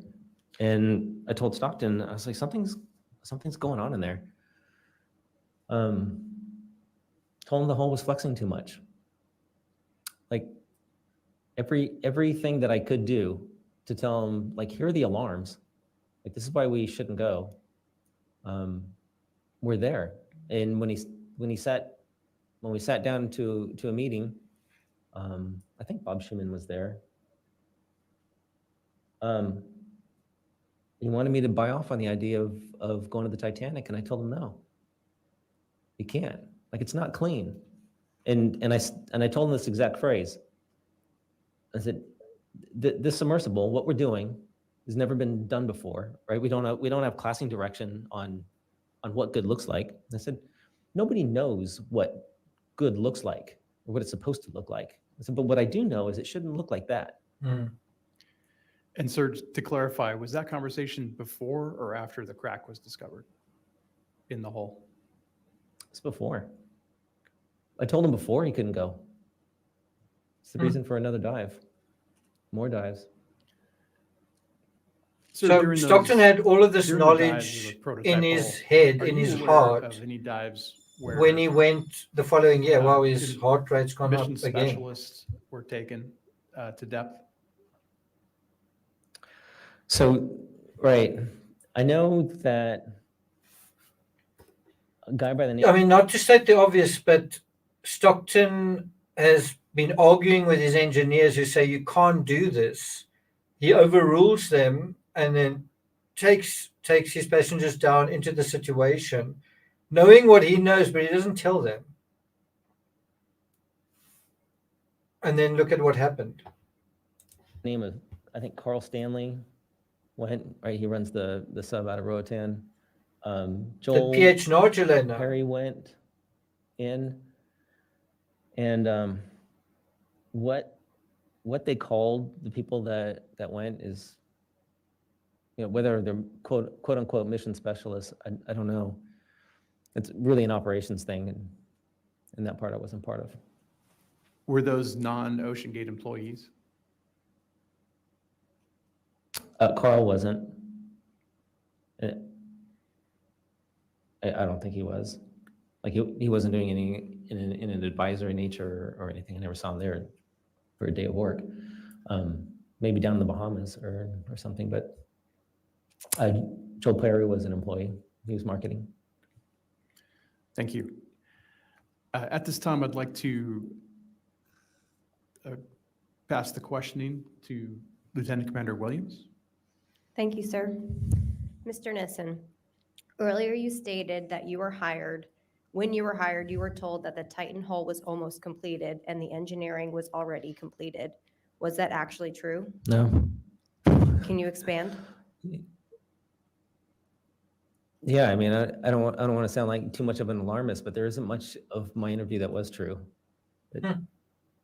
Nothing. I heard, and I had already quit my job. What do you do after that, right?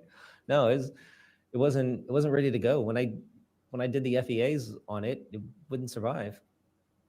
Not at all. Like, Brian's designing it now. So it's a little bit funny the way he says it. It's almost like he's saying what he said in the interview wasn't true. But I think what he means is what was said to him, he was mostly lied to in that interview. And that tells you something, doesn't it, about what was going on here? Analysis report showed really good margins. I mean, really good margins. Our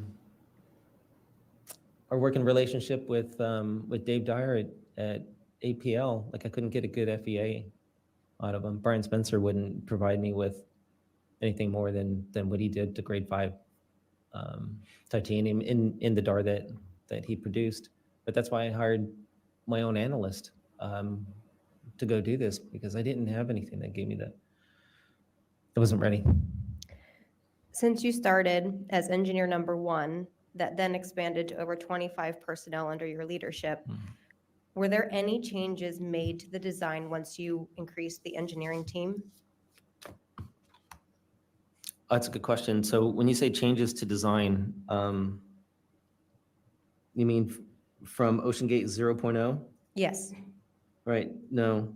In a sense, though, that Brian's design and analysis report gave us the mechanism of failure. Center of the case, DLAM at the center of the case. To do the FEAs, the finite element analysis on them, we use a software called FEMAP. It's a Siemens engineering software. You have to constrain it by something. You can't have it sit in space. You have to be able to push on it theoretically from somewhere. So I just want to highlight this comment.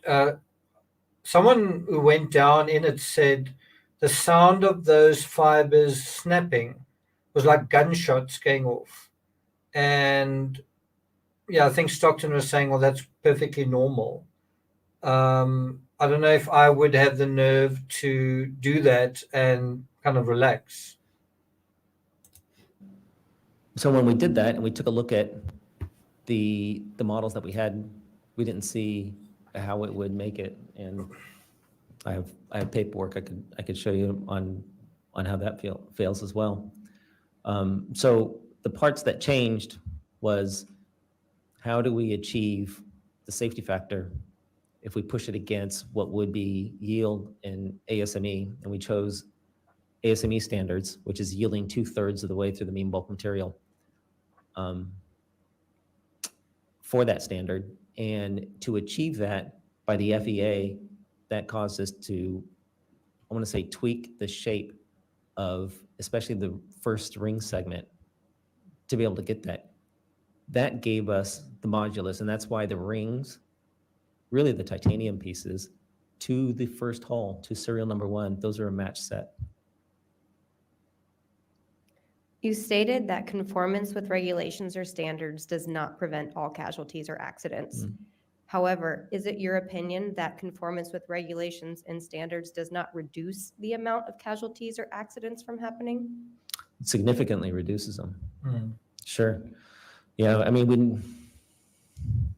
we need these. Yeah. We need I couldn't imagine a world without them, to tell you the truth. What would that look like? The Wild West. Significantly reduces them. Lieutenant Steele, could you please bring up Exhibit 037, page 20?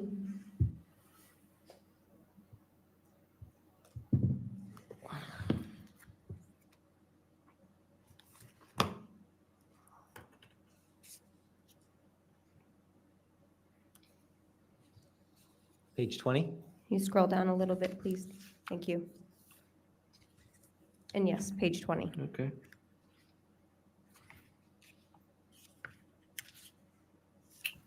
Isn't that page 19? This is the Boeing feasibility study of OceanGate's deep sea submersible hull. We noted from this report that the hull was recommended to be 10 inches and then optimized to 7 inches thick. However, as we know, the final design was 5 inches thick. Are you aware of how OceanGate got to the 5-inch thickness? That was Brian Spencer and Stockton. It was 5 inches thick before I joined the organization, and you couldn't move it.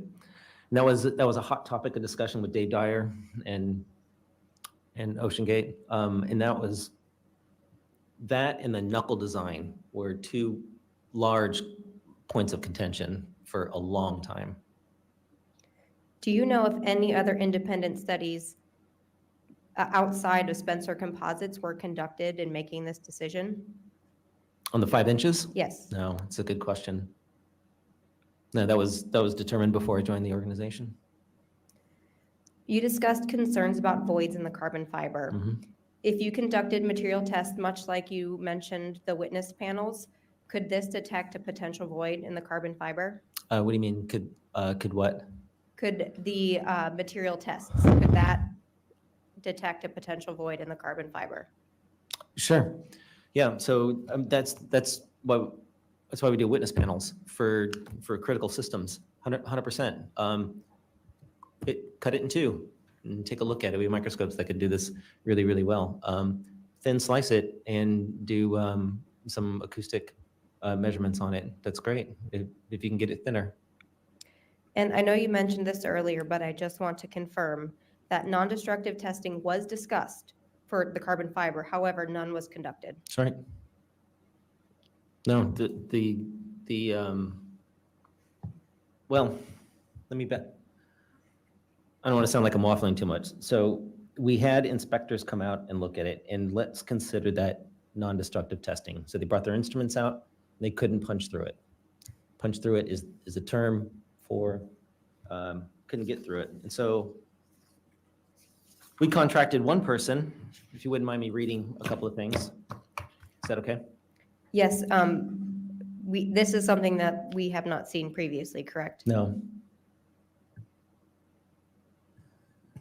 Any objection from OceanGate on this? This would be our NDT evaluation. Is that correct, sir? Yeah, an inspection that we had, and we had an inspector come out, and my conversation with them, I jotted down some notes. I think this would be relevant to why the coal could not be sufficiently NDT tested. Do you have any objections to discussing this report, OceanGate? Could we take a 5-minute break for us to take a look? Yes, certainly. The hearing will recess for 5 minutes and reconvene at 11:53. Maybe not testing, and so like my brain quickly goes to something a bit more specific, but evaluation, we did. For all of Stockton's faults, and he was a difficult person to work with, he did want to get this thing tested, right, and inspected. And I do believe when he told me during my interview that it was in his plan to go to do that. I'm not sure that, I think he believed it. So we did ask people to come take a look at it. People who had more expertise at this than we did. And one of them is this conversation I had with a level 3 inspector from Mistras. And he was able to, just by looking at it, he knew the layout pattern. He had a comment in here that it looks like there's no compaction, which I'm not surprised because Are you guys ready to go on to the next witness? I just want to have a look at what is being discussed here. No, Mr. Newbar, is there an exhibit that, Dear Mr. Blank, this is my letter of affirmation regarding the use of acoustic emission AF to help with averting an impending failure of your Titan submersible. Through my visit to your office in Everett, discussion with you and other personnel, and my telephone computer debriefing by you today, it is my professional opinion that acoustic emission real-time monitoring of the Titan submersible should be able to detect an impending failure sufficiently in advance so as to prevent a catastrophic failure. This is dated 5th of June, 2018. Some assumptions have led me to this affirmation. Sorry, let me do that. The first is that acoustic emission is quite possibly the only technology available today that can make this claim for the structure developed for your Titan program. While you have a novel application using a non-metallic composite shell in compressive loading, AE has demonstrated ability to make such determinations in other composite material applications. The second assumption is that OceanGate has committed itself to designing the electronic system for both detecting the AE as well as processing and storing it with ample capacity for this application. Thirdly, the redundancy of AE sensors and strain gauges in conjunction with pressure and accurate time measurements speak strongly to a conservative engineering approach. Your AE instrumentation system appears to be designed and configured with a substantial degree of robustness, which should be a strong point for both current and future projects. Lieutenant Commander Williams is referring to? I mean, there was a statement about communications. I don't believe that's in the record. Yeah, Lieutenant Commander Williams, do you know where that assertion originated from? This is actually from, Can we have a quick vote? Who wants to go on to the next witness? I don't think there's really any other exhibits here. What do you guys say? So we do not have any questions actually at this time. Thank you very much, Mr. Nissen, for your time. You're welcome. Okay, thank you. I do have one just one question that I have for you, sir. During your entire time at OceanGate, did you feel a sense of urgency or being rushed to get to operationals, to start operations? Was there pressure? Oh, 100%. Yeah. I mean, that. Same Started thing about on December of Rust, 20 right? Close to the end of summer of 2016. Yeah, maybe summer 2016 when we decided not to do another 1/3 scale. Do you feel like the sense of pressure influenced or negatively impacted safety decisions in testing?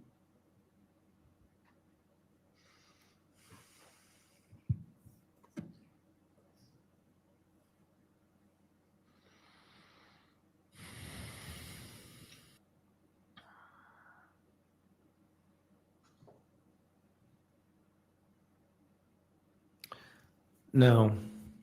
And Wow. Okay.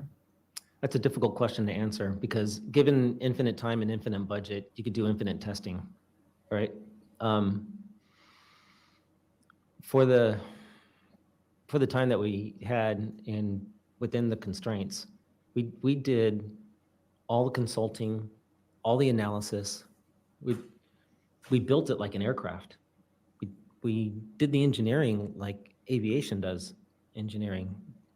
We did all the testing that we could that's on the components mistake. that we could. We brought every expert that we could find that could give us a comment on what we were doing, and that wasn't just Seems like a bit of denial the there. AE or just the hull. I mean, we defaulted to whomever we could. The titanium moduli were known because of testing. There's cert paperwork for that. If I could do it, if I could get some step closer to a legitimate cert path, we did it, for sure. If a test or an opportunity to do a test was brought up to my attention, we never turned it away. And sir, you a couple times during your testimony, you mentioned the acoustics weren't clean. Mm-hmm. Can you give some examples? Do you mean sound or strain or both, sir? Both. So it'd be really helpful if we could look at this diagram that you don't have yet, because a picture is worth 1,000 words. Well, sir, can you just kind of give a simplified definition of Simplified what definition. concerns you? Sure. So in acoustic emissions are, well, let's just say acoustically for something like a structure like this. To understand why that's so important and what clean would look like, really clean would be 0. That would be not dirty whatsoever. A metallic doesn't show you the same signature. I'm actually not even sure that you could see acoustically a metallic break, because metallic breaks are dislocations and you get atomic realignment when those dislocations move. That's how we get flexibility in parts. So airplane wings stiffen because dislocation movement moves throughout that. But carbon fiber structures don't. Once that snaps, it's done. There's no atomic structure next to it for the atoms to realign themselves. Really, even the glue's kind of stiff, but the fibers themselves, once it snaps, it's done. So ideally, you don't want to hear anymore. Then you know it's done failing. But strain, inward radial deflection of the center of the case, that's movement, and that relates to moduli. So clean data, in this sense, is you fall within the parameters that the FEA models show you, which an aviation cert path would tell you that you wouldn't get an aviation cert path if you had flexibility someplace on a wing and it was outside what the FEAs showed you for the allowance. So clean would be you're within the bounds that you've studied in your analysis, and you are not failing acoustically anymore. You're very, very, very close to zero. It turns out in Green's conversations with them, Okay. you know, whether or not you go to a Let's depth, go to the and next come back up, witness. and go to a depth and come back up. I mean, sometimes these mean something in these structures, and they'll continue failing, and then they'll stop. And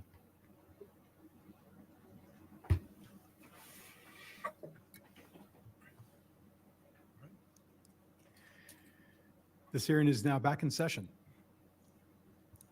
We will now hear virtual testimony from Ms. Bonnie Carl, former Human Resources for OceanGate. Lieutenant Steele will administer the oath. Good afternoon. Could you please stand I am standing. and raise your right hand?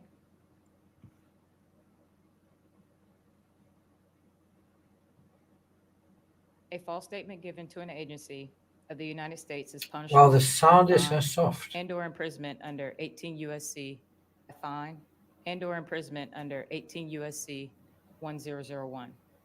Knowing this, do you solemnly swear that the testimony you are about to give will be the truth, the whole truth, and nothing but the truth? So help you God. I do. Thank you. You may be seated.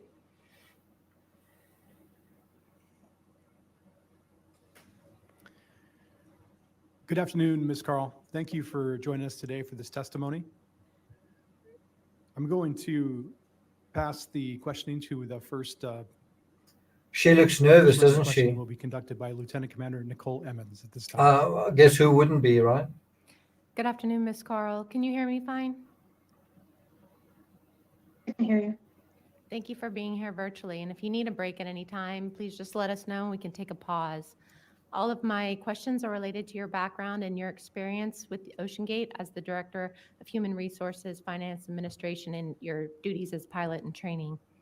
If we need to pull up an exhibit, we will put up an exhibit on the monitor and it should show on your virtual desktop. But if it doesn't, just let us know. Before we begin, I would also like to ask you to please refrain from using any acronyms. So Ms. Carl, can you talk to us about your work history background and what you did before you were hired on at OceanGate? I am a certified public accountant with the state of Washington. I worked in public accounting for 4 years and then went to a cabinet manufacturing company and was the assistant controller there for 12 and a half years.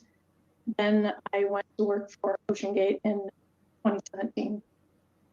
2017. Ms. Carl, I know you said you were standing earlier, but if you want to be seated, you can be seated, just to let you know. I prefer to stand. So when you started working for OceanGate, what were you initially hired to do for the company? The job description that was online was actually for a bookkeeping type position. But I applied anyway because I'm a scuba diver and OceanGate sounded really cool to me. So I thought I'd throw my hat in the ring and just maybe get a conversation with them.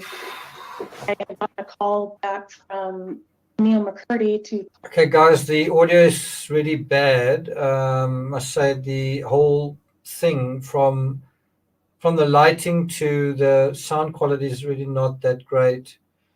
I think I've been live for almost 4 hours. I think I'm going to call it a day. I'll be monitoring the news and I might be doing some updates in shorter episodes, but I just really wanted to cover the chief engineer.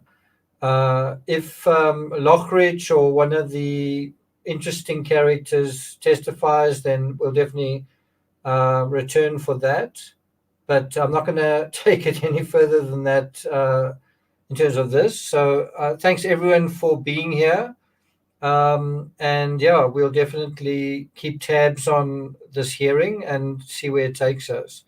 I was going to do a crime news update today, but given that I've done this, I'll do it tomorrow instead. That's unless I do another live stream on OceanGate between now and then. Anyway, thanks everyone for being here. Chelsea, I don't know if you're still here, but thanks for checking in. To all those who gave super chats, Punished, FOXO, and Robbie Robin, and Titanic Discussions, thanks very much, guys. Yeah, I'll try and cover the next witness when that happens. Unfortunately, this one is really not really good audio, so sorry about that. Let's just have a look at some of your comments. Elise, good to see you here as well. Elise in California. Chelsea as well. Thanks, everyone. Okay, yeah, thanks, Moonbeam. Thanks, everyone. Take care, guys. See you guys next time.